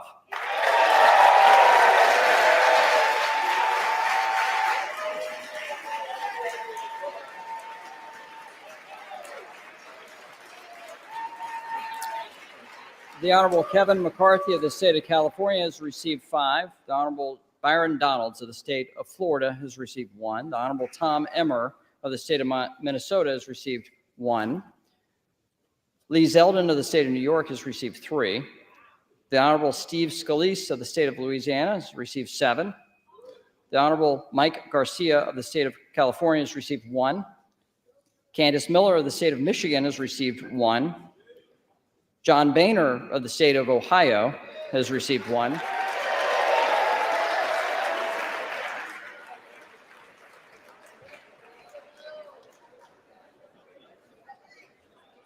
The Honorable Kay Granger of the state of Texas has received 1. The Honorable Bruce Westerman of the state of Arkansas has received 1. No person having received a majority of the whole number of votes cast by a surname, a speaker has not been elected. Pursuant to Clause 12A of Rule 1, the chair declares the House in recess, subject to the call of the chair.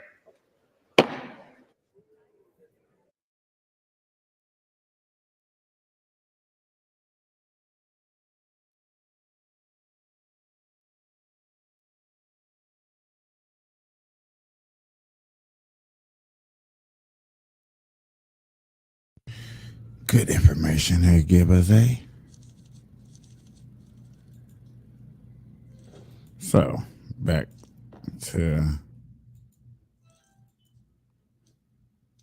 some of the images coming from that region today, and we want to continue to get a breakdown of the hospital blast that we saw yesterday in Gaza and the latest of what is happening today in President Biden's travels to Israel. Fox News' Jonathan Hunt joining us right now with a breakdown of the day's biggest events here in Israel.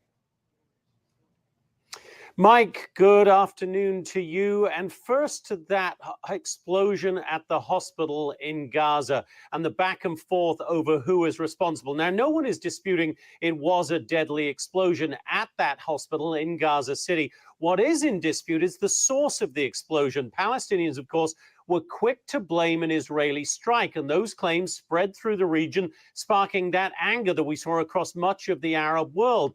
But Israel says they were not conducting any strikes in the area of the hospital at that time, and this, they say, had nothing to do with them.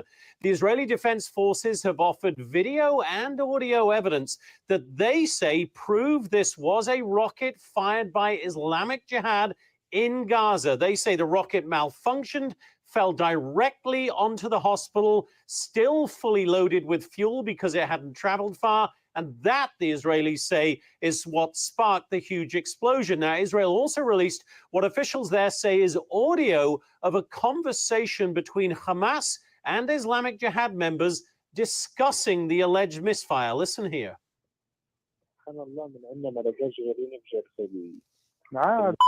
هذول تلاقيهم من المقبرة الورا دي بفلك محط فيهم.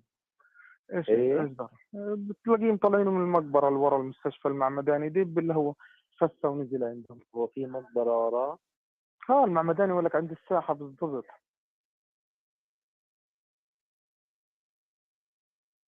Now, President Biden, after meeting with Israeli Prime Minister Benjamin Netanyahu today, said the Pentagon and U.S. intelligence has also analyzed the evidence. And as a result, he, President Biden, agrees with the Israeli assessment. Like the entire world I was outraged and saddened by the enormous loss of life yesterday in the hospital in Gaza. Based on the information we've seen to date, it appears the result of an errant rocket fired by a terrorist group in Gaza. Now, in earlier comments, President Biden also acknowledged the stark fact that his words and the Israeli evidence quite simply will not convince many Palestinians and their supporters. And the impact of that explosion, Mike, is likely to reverberate for days, having already changed the course of President Biden's diplomatic mission in the Middle East, with Arab leaders canceling a summit with him and possibly, therefore, changing the course of this entire war. Mike? Yeah, it just seems like yesterday and going into today really started to change the feel of this war. And unfortunately, more people are continuing to die. But Jonathan Hunt, thanks so much for giving us the latest updates. We always appreciate it. Sure. Thanks, Mike. No problem.